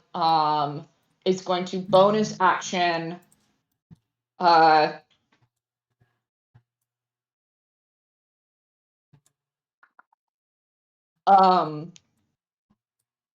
know that we said I can't use steady aim for melee attacks. If I wanted to say make a spell casting attack, can I throw steady aim Yes, on top of that's that? fine. But yeah, for a range spell. Cool. Yeah. Agatha does her best to like plant her feet in the snow a bit more effectively. Bonus action steady aim and is going to cast Firebolt. Use here, well, I'll go ahead and cast it first. That should be at advantage. There we go.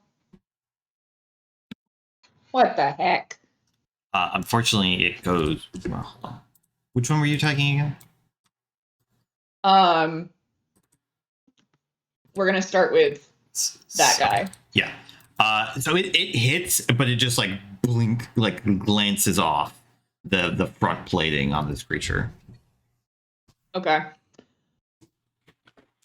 Do I on a meta level know what that means? And that's that I just didn't hit. Yeah, but like in fiction, you're like, okay, I need to like aim for joints, and you just didn't get like a good shot. Yeah, so I think the follow-up question that I was going to ask was, I specifically tried fire because ice. Do we think it is reasonable that Agatha goes to herself? It's not resistant. Is that just that I missed and that she doesn't have a mistaken Yes. thought about it having fire resistance? Yes. And the other thing I will say is that when you cast something that had fire, the Yeti, which was previously kind of looking at Roscoe a little bit, immediately like turned and locked gaze with you. In a like, I did not like that. Why did you do fire kind of way? Cool. Agatha then shouts, "Hey, I'm a little ankle deep in snow. Maybe get away from me, everybody." Because we are in a death clump right now, and Agatha cannot move anymore.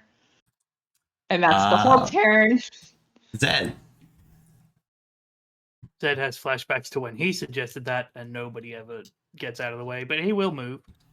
He doesn't feel that he needs to scan these things particularly quickly. As he moves, he starts to like reach into one of his pockets and pulls out this like little piece of, it's like a root, and he puts it in his mouth, and like nobody can see it because his face is away, but like his mouth begins to coalesce with this black energy, which he then like spits into his hand, and then he turns around and he just like hurls it at Roscoe, and by the time it hits you, Roscoe, it's a full body shadow of you, and you just feel yourself start to vibrate with haste.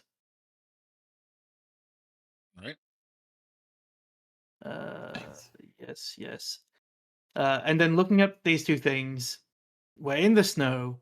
I do have a fire spell, and he will go to cast Fire Breath, which comes from the Fire Drake that we fought. And as he does it, where normally these spirits form, he like points out his hand, and instead of the spirit forming and kind of stopping at his hand and then Fire Breath appearing, it forms under his arm, kind of like commanding a like hunting dog, and then it becomes fully real as it leaps like into the air to fire breath them. I can't pull out my like token for it. Very sick. Can you move that one? Yeah, so it for them? becomes. Yes, yeah. And I'll fire breath them both, and I'll make it big in a moment. Whee.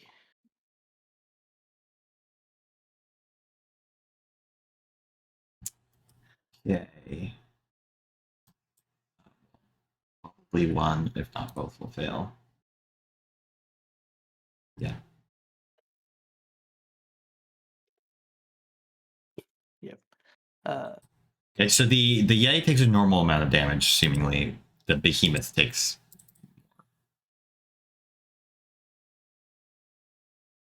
Seems to be more kind of Says, partially made of snow and ice. the icy looking thing seems to be weak to fire. And then he backs off. But the Fire Drake does seem to remain there. It's kind of like panting as it starts to get its fire breath back. And that will be the end of my turn, since I very smartly didn't cast Armor of Agathis. Right, Asta. I'm gonna move. Oops. 30 feet this way, and then I am going to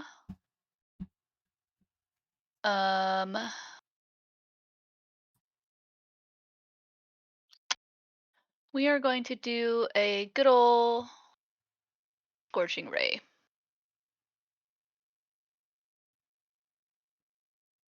So I'll do 2 at this guy, and then 1 at the Abominable Yeti. So that's the first one. It's 18. They'll hit. Okay. Oops. Let me do another attack roll. +8. Second one. Yep. So hit. Okay. Discord keeps blocking me. And then third one. Ooh. Yeah, good rolls. The third one was on the Yeti, yes? Yes. Yeah. So there's another 2d6. And then another 2d6. So a total of 15 to the little guy, and then 7 fire to the Yeti.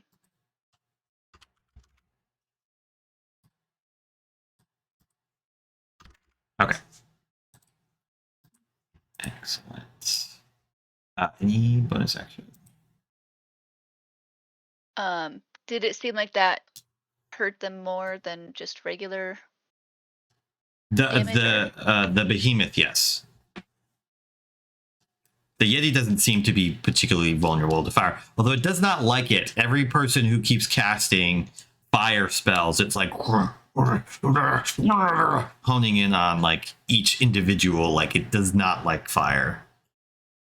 Great. I'm gonna launch a grenade. Yeah, that's good.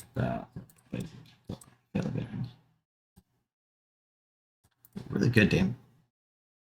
I guess no. Eggs. Okay, yeah, the Behemoth is looking pretty rocked by those blows. That's what happens when you all go first, and I roll that initiative. It'll then be Roscoe's turn. So we're not on difficult terrain, right? Or are we? You're not on difficult terrain down here. The snowbanks Okay, up here are bigger, as well as kind of behind you. Like any of the areas that look kind of more like white powdery snow are different terrain. Okay, so right now he has 80 movement speed. Jesus. Okay. Yeah. So I get to here with 55. So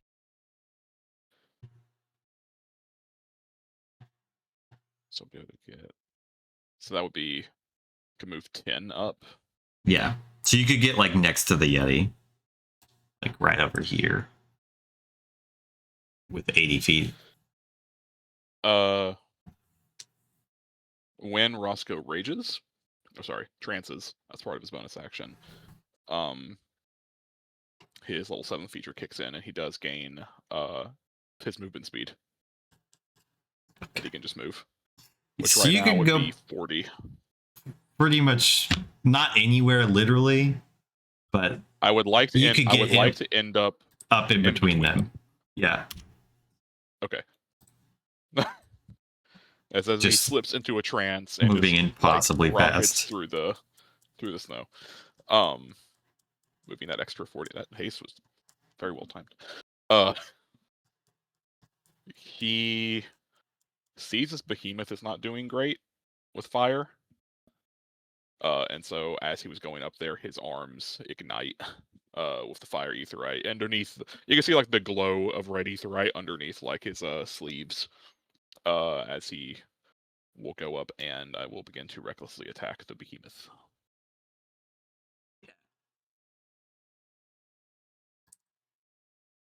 Because my thing is weird afraid.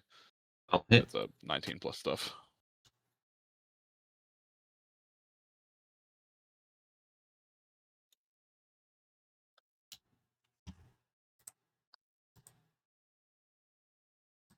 So that'd be what, 13? Is the doubled fire? Yes. Hit again. Or try to anyway. Yeah. that'll hit. That's like a 24.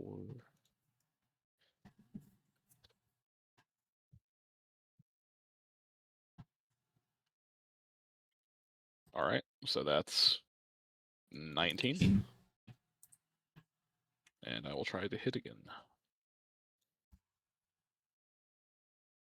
That's a That misses. that's a 17. Yeah, that will miss. Okay.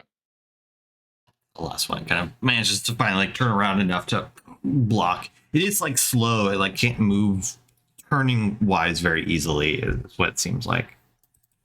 Gotcha. All right, yeah. After those two blows, has his fists up, and I was doing fire damage, so was the Yeti looking at me, or the big thing. The Yeti's pretty much mad at all of you at this point. Okay. I don't know if it noticed your little flames as much as the big explosions. Yeah. That's what I'll say.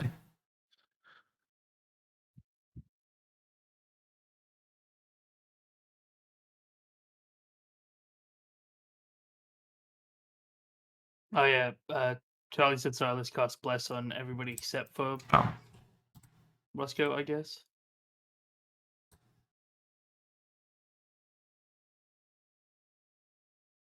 Okay. Yeah, that's fine. Did move or anything else?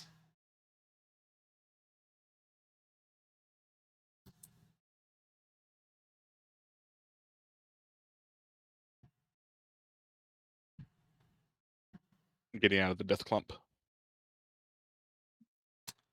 More safe to be under or I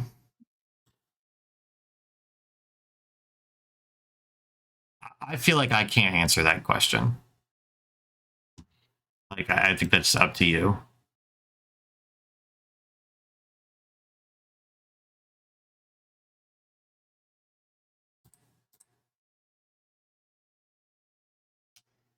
They don't have anything noticeably in their hands or like rocks nearby. But I mean, it's certainly possible. But also, if you were far away, this thing looks pretty strong. If it was going to throw something at you, it could hit you. Also, literally everything is so angry about the fire, and you did nothing and just walked Yeah, away. they don't seem to be particularly noting Silas at the moment.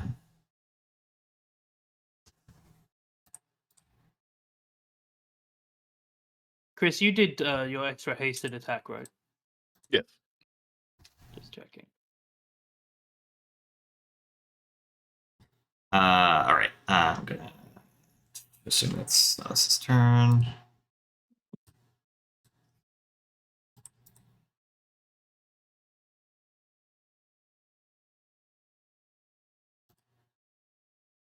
Oh yes, you should roll those right now.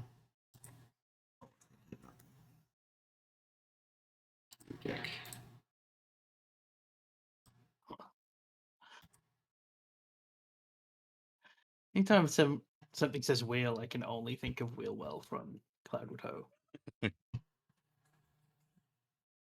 A mood.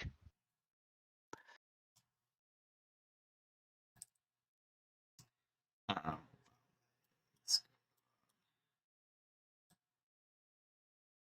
bless him. I think this is probably going to be fine. I suspect this Yeti is just a chill friend.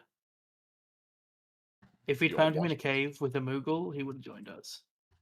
He just watches Roscoe just gets treated like he's just. I made You it are glass. He you just are shatters. Loki to his Hulk. Yep. There it is. I mean, yeah, you have 3 dice to spend. That's out of the count. All right, the abominable Yeti. Ba, ba, ba, ba, ba.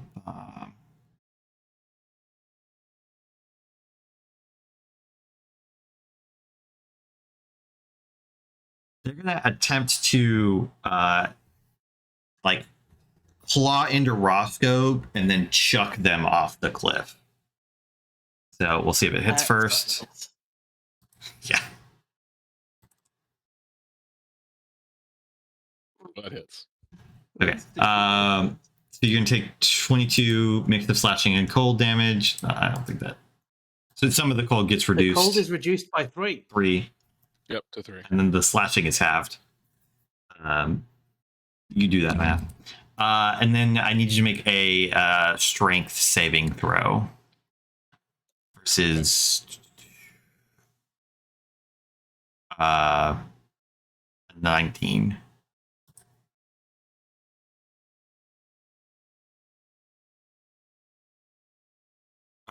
You like manage to hold on as it's like trying to shove you and like pick you up to throw you away. Yeah, I think you see it hits Roscoe with its arm, and you all just see Roscoe's legs go sailing over the cliff, but he's like gripping onto the arm. I think it actually then is going to jump down, landing in the snow unharmed.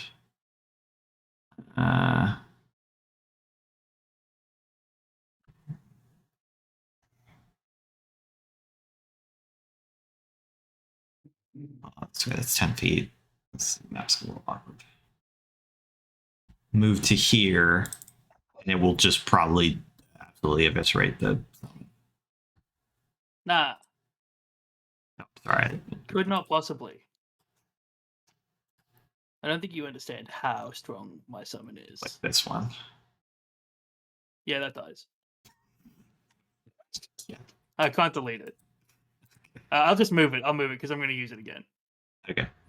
And then with its Slow fucking movement. The slow move is killing me. with its final or with its going to use its chilling gaze, so it turns to look at kind of doesn't like all of you. I mean, it thinks that my Drake put the fire to it. Really? It's true. completely It is realized. not that smart. When it jumped, could I have taken an attack of opportunity? Yeah. It's okay if it's I too think late. you were still being carried by it. You could take a swipe. Yeah, I think it's gonna. Acid did like the bombs and the scorching rays. It's gonna use. Yeah. Let me make sure you're close enough. I think. Yeah, it's gonna use its chilling gaze on Okay. you. I need. That's fine. It's still gonna be up. I need you to make a con save, Asta. Let's go. Tell me that damage. Don't forget, bless. 19. Yeah, it's good. It's good. That's a success. So you're gonna sorry. take. Sorry, I hit the wrong button. Okay. I don't think the saving throws need to be a disadvantage. No, Yes. I hit the wrong button. I hit the Yeah. wrong button. Okay.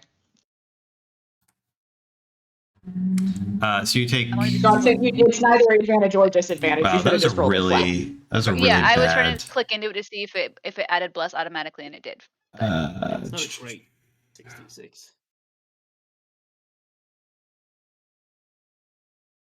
Do you become immune to this? I think it just does nothing.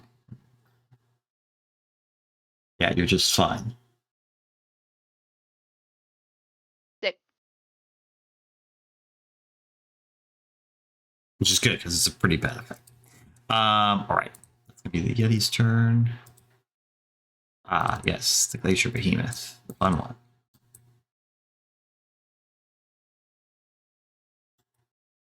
Hey, buddy. I think that if you put the word glacier before every D&D creature, it becomes deeply more terrifying. A glacier bullet is Yeah. pretty Yeah. fucked. A glacier Tarask, much worse. What would a glacier kraken be? It's actually going to allow you to get an attack on it because it's going to back up. Already. Oh, you already even better. It's going to back up before charging 40 foot forward in a straight line. Does it have Hold on. unfortunate cartoon physics where it doesn't fall until the end of the 45 feet? Because that'd be funny. It's the Wile E. Coyote lore of D&D. It's rarely comes up. Yes, so it is going to charge 40 feet. I think in this case, it's just going to slide down to here as well, potentially bring you with it, just because of the way that the terrain is. So I need you to make a dex saving throw. So Roscoe dodges the swipe from the Yeti and is like, good, I'm still up here. Oh! Just kidding. Oh, no. Okay. Whoa. Ooh! Well, that is a good set of D6 rolls. Okay. Wait, Hayes gets me advantage on this, right? Yes. Yes. Well, good. Well, good, because I'm going to need it. Don't you get advantage for barbarian stuff anyway? Well, No, I don't have danger sense. That's- All right, You take 41 points of damage. What is the Um, DC? Yeah, no, I wouldn't even. You are knocked prone.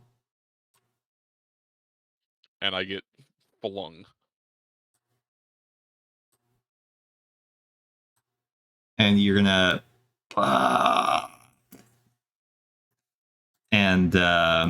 take 15 foot That's like falling full damage. Sounds Just like 2d6. It's a minor amount. oh, is this bludgeoning damage or cold damage? This is bludgeoning damage.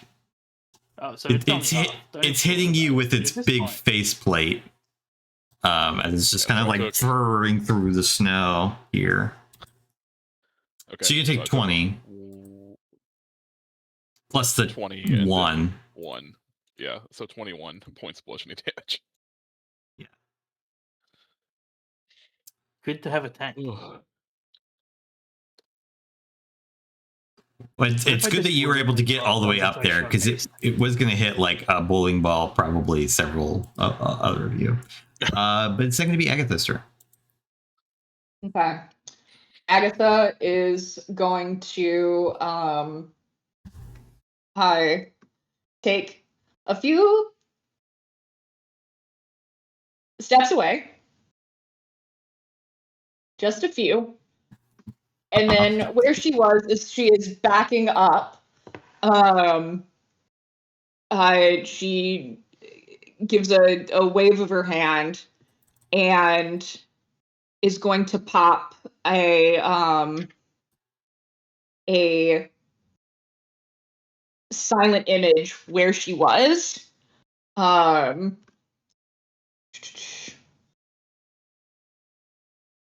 Of herself with a lot of Hmm. fire around her to try Hmm. and draw the Abominable's attention. It's like a, what is it, like a hint? Oh, that's right. It's weird. There's something attached. Oh, yeah, spell save. No, it has to, It has to make an use an investigation action. check. Okay, yeah, got it. It just sees a bunch of fire. It's did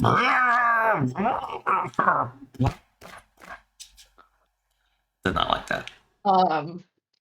And then bonus action, gonna drop into the snow and hide. I'll allow it.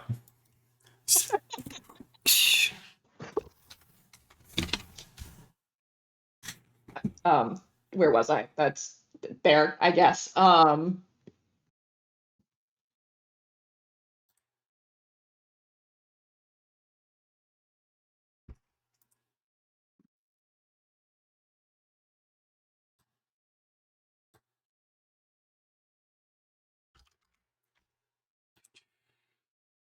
Yeah, I mean, you feel pretty well hidden in the snow.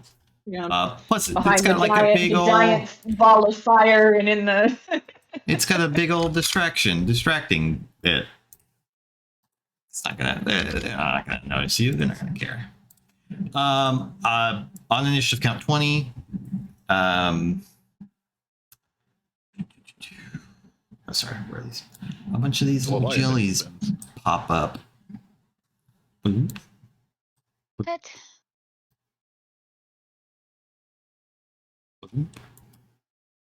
What the heck? Ooh.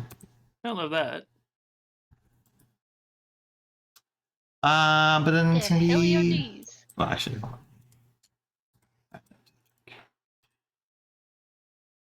I'm just gonna.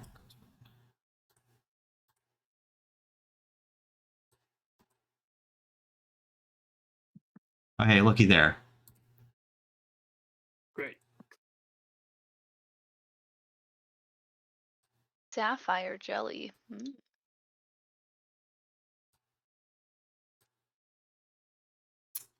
Um,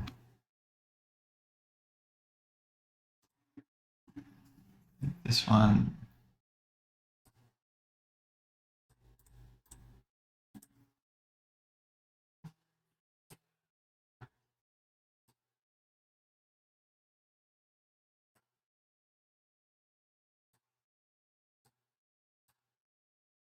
Okay. One of them's going to.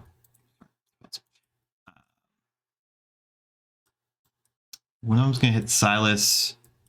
Agatha, also you're hidden. One of them's going to hit Zed. One of them's going to hit Roscoe, and one of them's going to hit. Yes. That makes sense.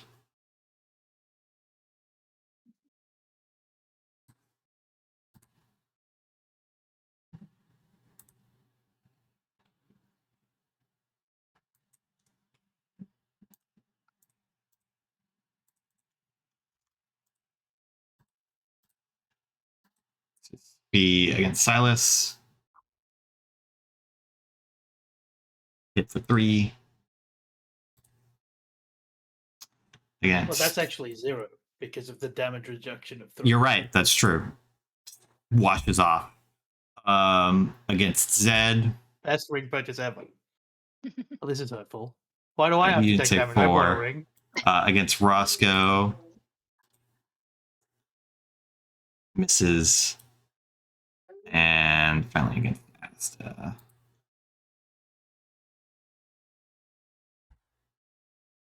You take 1 point of damage. Not the best rolls, but they're just shooting like little frost rays out at all of you. Oh yeah, your speed is reduced as well, Asta. I'm gonna say Great. Silas. No, because you didn't take any damage, and Zed. Your speed reduced by 10. Yes. Ranged spell attack. Would that also be affected by Reckless? Yeah, but you're prone. Oh, okay. Zed. Well, Zed was going to do something about this Yeti, but Agatha made an entire flame show happen. So Zed kind of just wants to see how that plays out. And and we'll back up. He kind of just feels like he shouldn't be using a lot of resources, but also these little fucking things showed up. So, I guess. I will cast. I just have to check if this is a thing it has to be able to hear or something. Zed like points at the glacial behemoth and just brings his hand down sharply, and I'll just cast Hypnic Jerk on the behemoth. It is a something save. I don't know. Wisdom, according to this. Fail Takes 10. is significantly more wise than it is dexterous. But it'll take that. And then I think I will cast at least one more Flame Drake. So the blue magic comes out. This time Zed is kind of expecting it to be fully formed, so he like throws his hand up and it kind of appears mid-air and flame breaths on its way down. Why can I never find this? Because it's in features.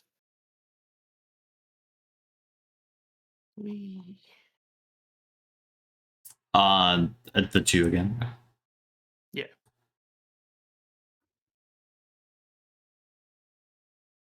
Yeah, they're pretty much always going to fail that.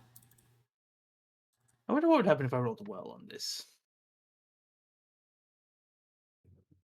But yeah, it lands in the snow like a sizzle under its paws, or I guess claws. Yeah, the Okay, behemoth I'm is well, the Yeti is also not looking too hot now, but the behemoth is looking like it is melting partially, not oops. Asta.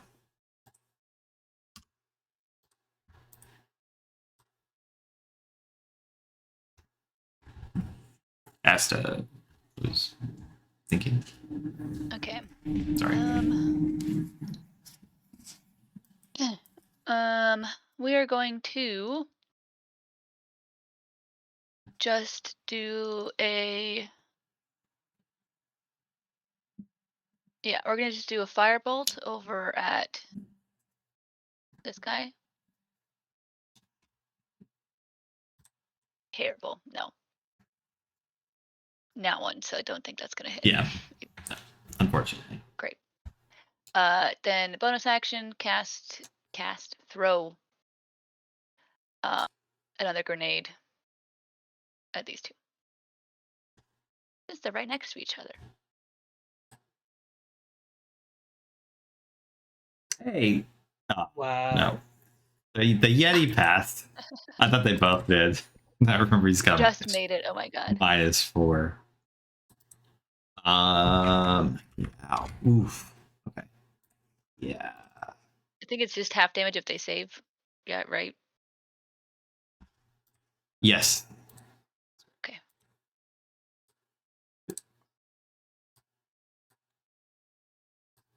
I'm gonna stay where I am.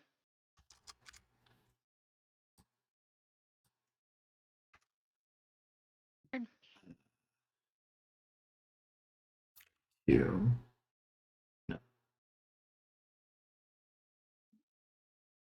Just use 38.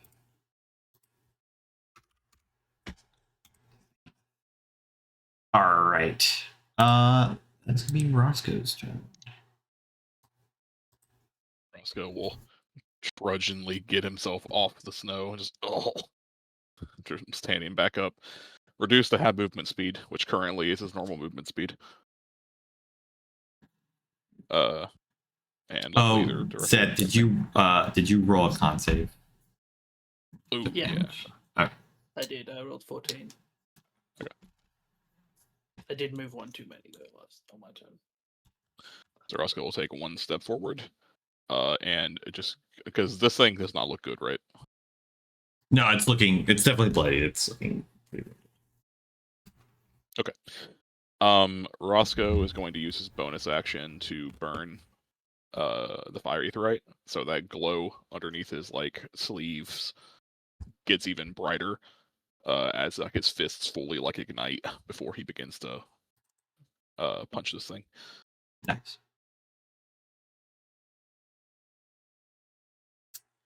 That's a 20. That will hit just barely. Well, not just barely, but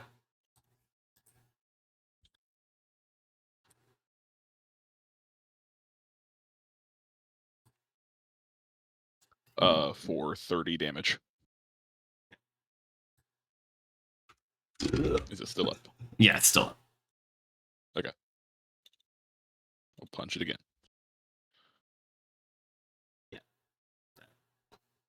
Probably will do it. Depends on what you roll, I guess. Actually, 16. still up. Resilient. It has a lot of HP. Okay. That's you have to roll mid damage. Yeah, no, that's Okay, good. that was unnecessary. You- Opposite. Punch through it and kind of like shattering the faceplate as it breaks splinters into shards. The Yeti is pissed. Zed forgot to scan it. Probably fine. Yeah, I don't think you could have learned anything anyways. In this, an actual bolt charge isn't really transferable. Zed runs forward, dies. Yeah. Does the Yeti is it easy to tell who the attention of the Yeti is on? Yeah, it's pretty directed forward at the moment at this big light show of fire.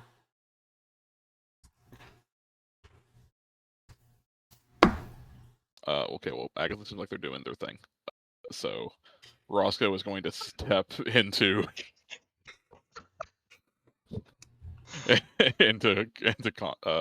range of the Yeti. To kind of just seeing that it seems to be charging at whatever it's mad at. Hopefully, it'll leave his space again. He'll get to punch it. Okay. It is the A's turn, and indeed. I think you skipped Silas. Oh, I'm sorry, I did. It's Silas's turn. Never mind. Expect a good thing.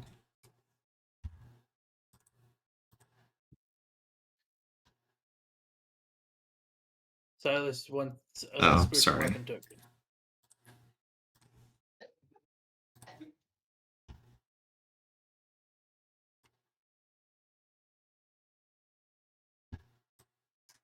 I keep forgetting. That's not good. On the Yeti, I assume. Please.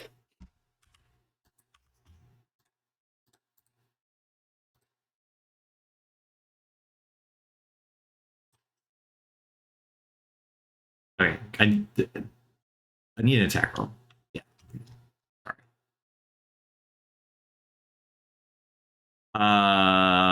That's plus something that hits.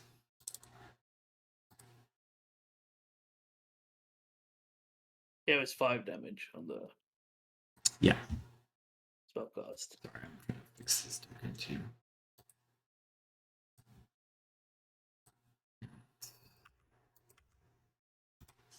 Do that every time. Oh wait, there's going to be an extra D8. Yep. Oh, no, there isn't. The carrier pigeon that's sending messages from Charlie to us, it was incorrect.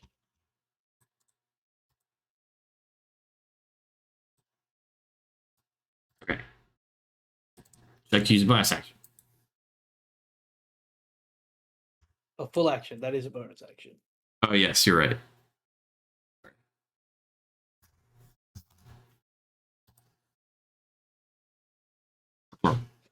Yes. Silas succumbs to old age in the snow. Silas uses his quick time event, die in the snow. Whoa.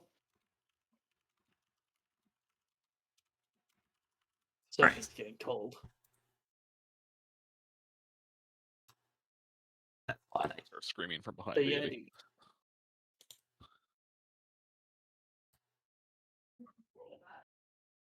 This is the wisest Yeti that's The ever wisest, existed. yeah. He's got a positive to wisdom. So it That's takes it's wise nothing. than half our party.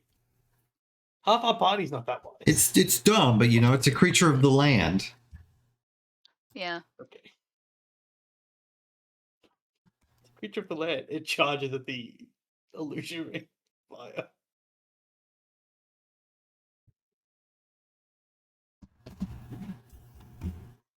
Sorry, I don't have Discord open, so I Sorry, keep sorry. this swap between. Charlie's done. That's all right. Okay. I will pass the messages along. All Charlie, right. did you want to move? No, they said they were done. All right. I think I can.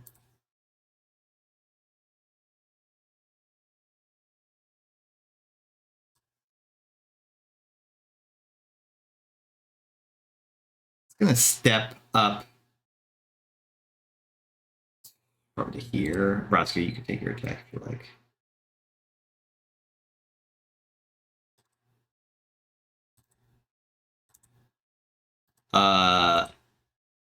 Yeah, 14 plus stuff. 19.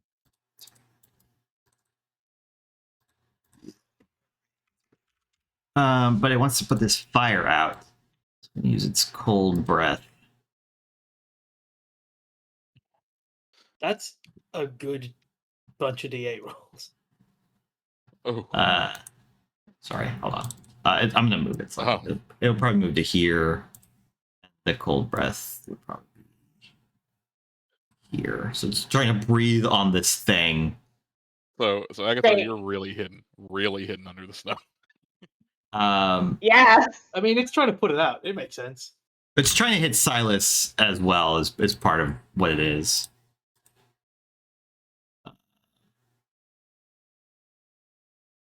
That's I might angle it. a real risk. I'm trying to see It's a like real if I can hit Silas and get like a more of this. If it does like one of these situations. No, it's gotta be here. Now I can't hit Silas at all for some reason. Yeah, I like that you can't get it to hit Silas anymore. Anyways, it's gonna hit the thing in Silas, and I will say probably Agatha as well.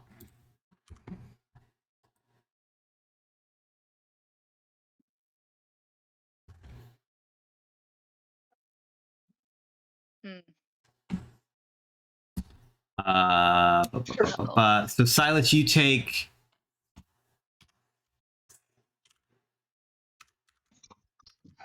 23 points of damage, including your ring. Agatha, I'll give you advantage because you are buried in the snow. I mean, you could still very easily fail. Oh, thank God. 20. Okay, Wait. 20. You still take half, so you're still gonna take Yeah. 24 points of damage. Hey, do you know what's different? Do you know what's different from 49? Death, probably, 24. or pretty close to death. Oh, yeah. If only Agatha had the ring, 3 damage off. It's fine. The sound image stays up. Better. All right. The Yeti does that.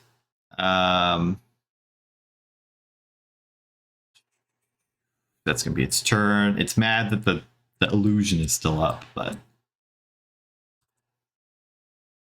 fine. Dead. Agatha. So Freezing cold hits your ass as you She goes, dove into the thing.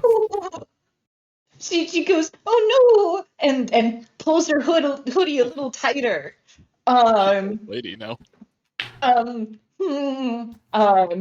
is going to like pop out from behind, from out of the snow and from behind the giant fire or through the giant fire, to smack him with my new fancy rapier. Yeah. and I think it goes without saying. Oh, and I think I get that at advantage for sneaking. Yeah. Coming from hiding, great. Hit, cool. And I fear it goes without saying that this is going to be A booming blade. my favorite cantrip, Yeah. a booming blade. Booming bladed, and then also sneak attacked for a grand Yeah. total of What? a lot. How- 18. How do you murderize this creature? she pops up and she goes, "It's fake fire, bud," and then she just stabs him.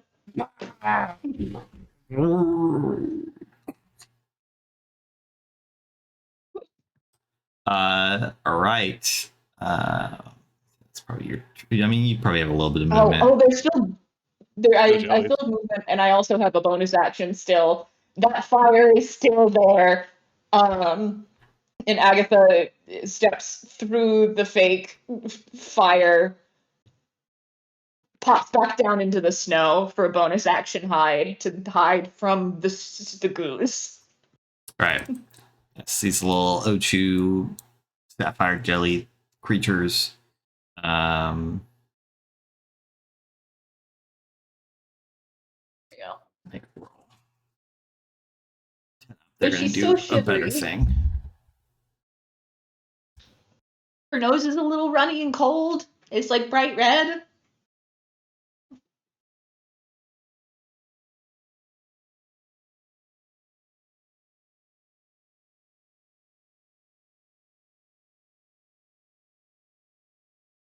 Actually, no, they haven't been hit. They're just gonna ray of frost around same targets as last time. They're gonna move slightly and.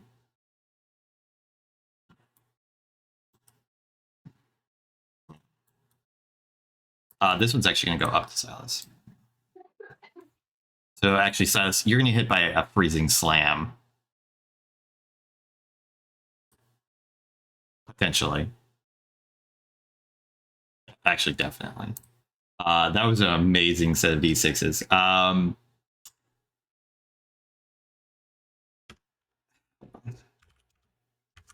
Another classic. Silas has gone down. You're going to take 27 points of damage as I roll truly an incredible set of 5d6.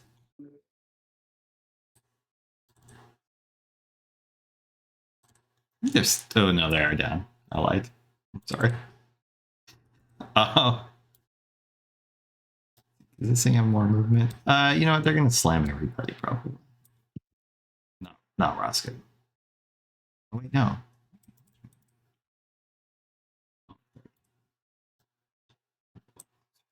Roscoe, you're gonna get hit with a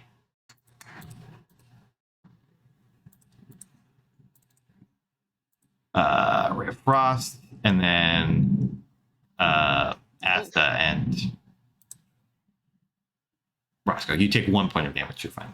Asta and Zed are gonna get hit by freezing slams. Asta, Is that the first one? Yeah. Is mine? Then I will shield. you block I the will damage. simply have more than 8. Yeah, you just go out of the way. It hurts, but they're actually like, on the slower side. It's in PZ's turn. You feed the big The creatures. Drake lived. Now these little ones are bothering you. The Drake lived, and it bounds over to bathe these things in fire. It might hit Zed. I didn't check the. I didn't think about the cone, but it's like kind of a. I think maybe. now. Yeah, no, I think it can avoid it.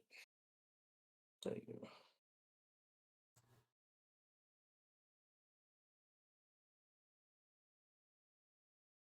Yeah, they're looking pretty melted after that. They don't go down, but these things are not tanky Now against I fire don't in have- particular. No, I don't have a bonus action thing to do. I will use the power of a whip against the thing in front of me and just miss it and move on with my life. Yeah? No? Nice. It's 6 6 entire damage. damage. Right. And that's it. Asta. Oh, wait. Um, A healing word, Silas. That's what I was going to do. I forgot he was down. Okay. Now, move on.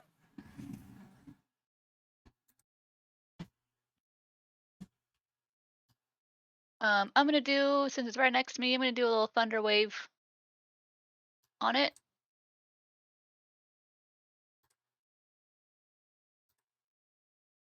Like that, I guess.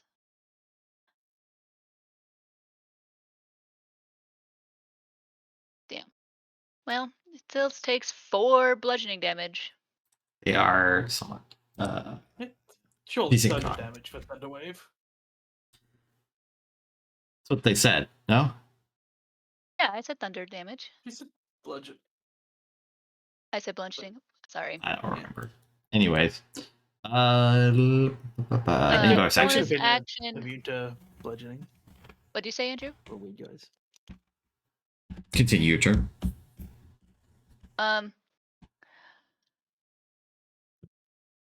Bonus action. What's the range on that? 30 feet. Not fucking useful. Okay.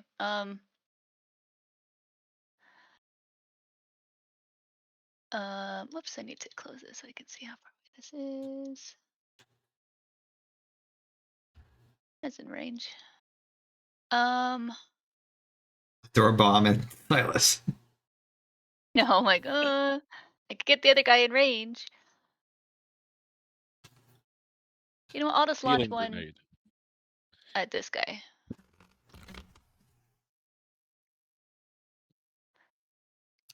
Yeah. Oh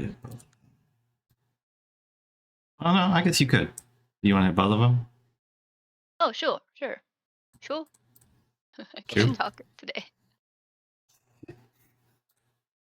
It's my turn. Yeah. Yeah.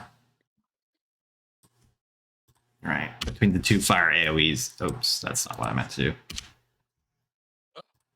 You all die. These creatures go down. That's my turn.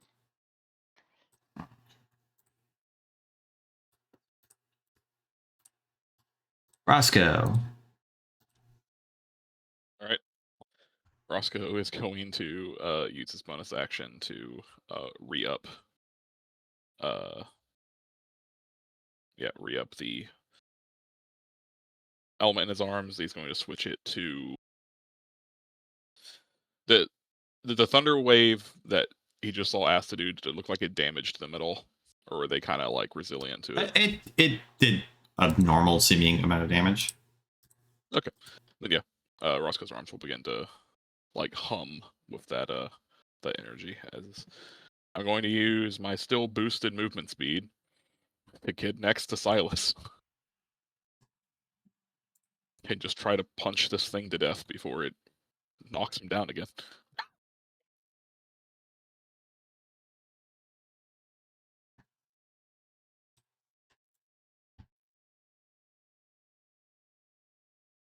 That'll hit. Things are really easy to hit, actually. Yeah. Does it reduce the bludgeoning in any way? No. Okay. That's just normal damage. Okay, so it takes 19. Yeah.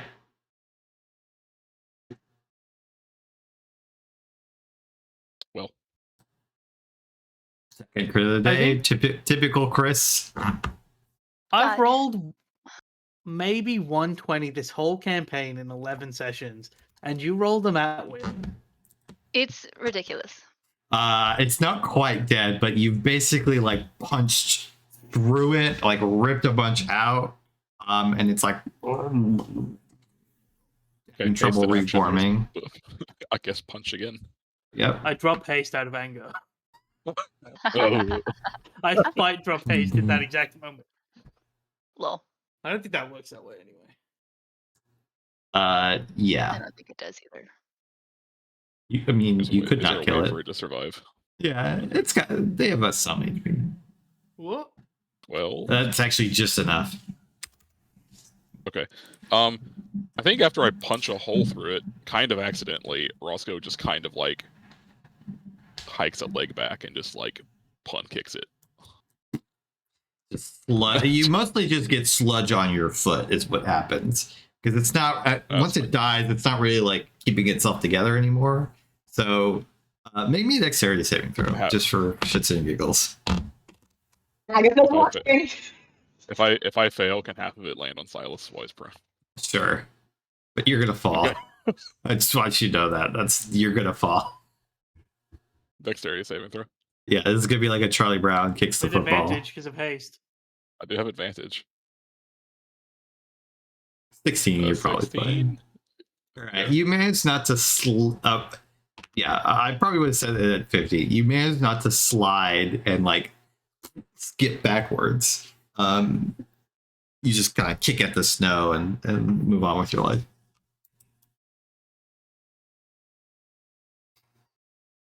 Can't see you. You're an invisible fire. You're Silent. an illusionary fire. Also, you I hit. feel like you can feel. I think you can feel from somewhere. I don't think Roscoe's got high enough insight to feel anything. None of us can see anything.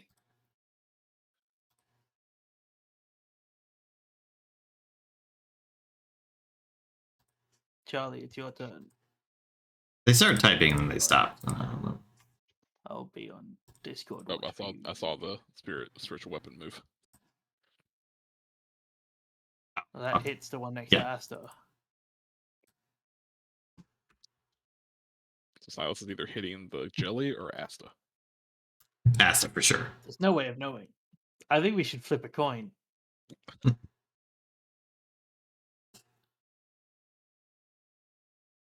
Nice. Sad. This is the worst spiritual weapon.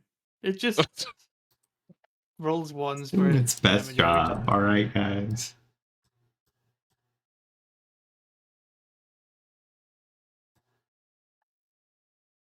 Really, these things are also somewhat wise.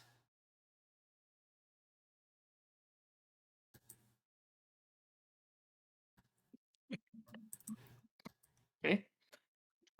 Agatha, there is one creature left on the field. Yeah, Agatha pops out, points at the last one, to cast a firebolt at it. Well, okay. Yeah. It's hurtful now. It's bullying. Roll your sneak attack. It's still up. I'm But not you know, gonna. it would die No, from I'm that. not burning. I'm not burning the amateur's intuition on that Oh, okay. because to sneak attack yeah, on a spellcasting roll, I have to. Yes, that's true. It would have died were it had full health. So, yeah. And then not even. Agatha, she remains in the fire and is going to bonus action. Take one of her 2 health potions. Fair enough. But we're doing a 2d4 plus 4. 2 for those. Mm-hmm. Is that the normal potion? Yeah. 4 plus 2. Yeah. Oh, okay. Why I thought it was plus 4. Because it would make more sense. Yeah, you heal 8 hit points. The battle is over as you all feel the monsters begin to revert back, or the jellies just kind of meld back into the snow and ice and whatnot. The abominable Yeti kind of morphing into this more like normal, typical bear-like creature. And the behemoth becoming like a icy pangolin. Oh, I knew it was a pangolin. not the poor pangolins. The Zed walks over to like the largely like corporeal spirit of this drake and like scratches it under the like side of its scales for a moment until it dissipates into just like spiritual energy that like floats into the air.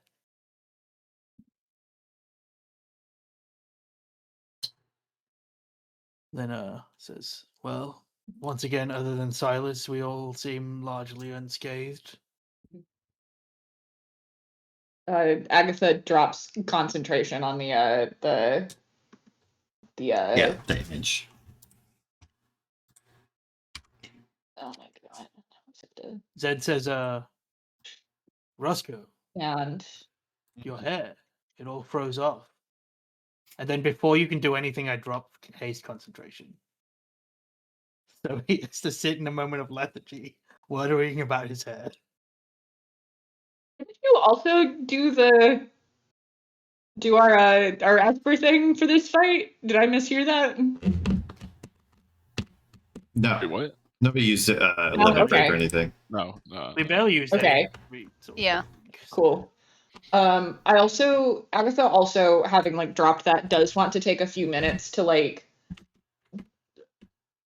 poke around at the former abominable snowman to see if like she can find similarities or dissimilarities in how like these creatures are disapparating when compared to what we encountered closer to the fire Esper.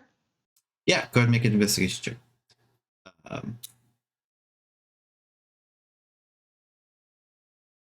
Heck. There's too looking much at the Yeti. snow, I think, and While they're ice. distracted looking at where the Yeti was, could Roscoe It's hard put a to boot say. on their back and just kind of move them forward into the snow? The Yeti or Agatha? Agatha. I'll let you guys. Not even play like that a out. kick. Not even a kick. Not even like a trying to kick you over. Just a boot on your back and then just pressed forward to make you just lose balance. Hey, what are you doing? Quit! I'm doing important shit right now. This is why you got a. It's why you got a 1. Roscoe pushed you forward. It's not that they're falling forward, it's more that they just start to sink slowly into the snow.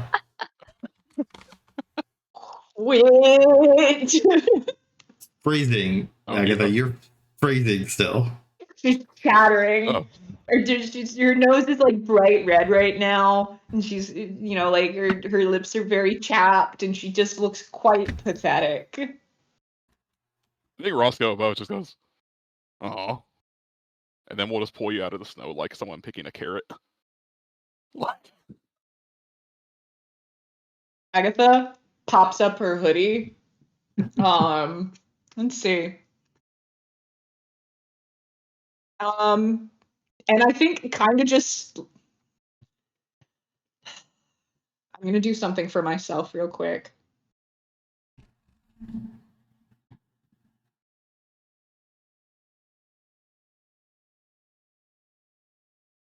The hoodie, it's closed. She slumps down. She like just sits in the snow and crosses her arms, and is just gonna be pouting here for the next little bit. Good luck talking to her. Okay.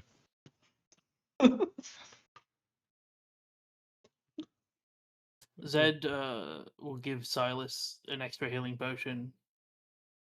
And be like, we don't really have the luxury of resting here. Yeah, Roscoe will take one of his.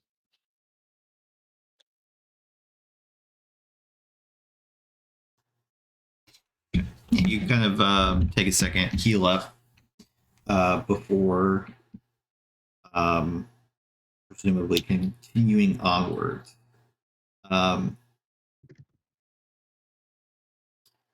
As you continue your trudge onwards, and it's been a little bit since you left the ship. You probably already had to like camp out here one night, and then this is happening like the next day. Does that mean that Agatha has regained? Not Agatha. Asta has lost the level of exhaustion. Yes. Okay. As you get closer to the structure, you can see there's some of these again. These like, it's very peaceful, serene. The snow even seems to calm down as you get closer to it. It's sort of lined in the same fashion as like you sometimes see it like monuments. They have like trees lining the walkway up. There's these strange, again, these like willows that have like ice crystals hanging from every bough, leading up to this stone door entrance. And I think as you guys are getting up to that is where we're going to end the session for today. Because I know at least one person to leave a little bit early.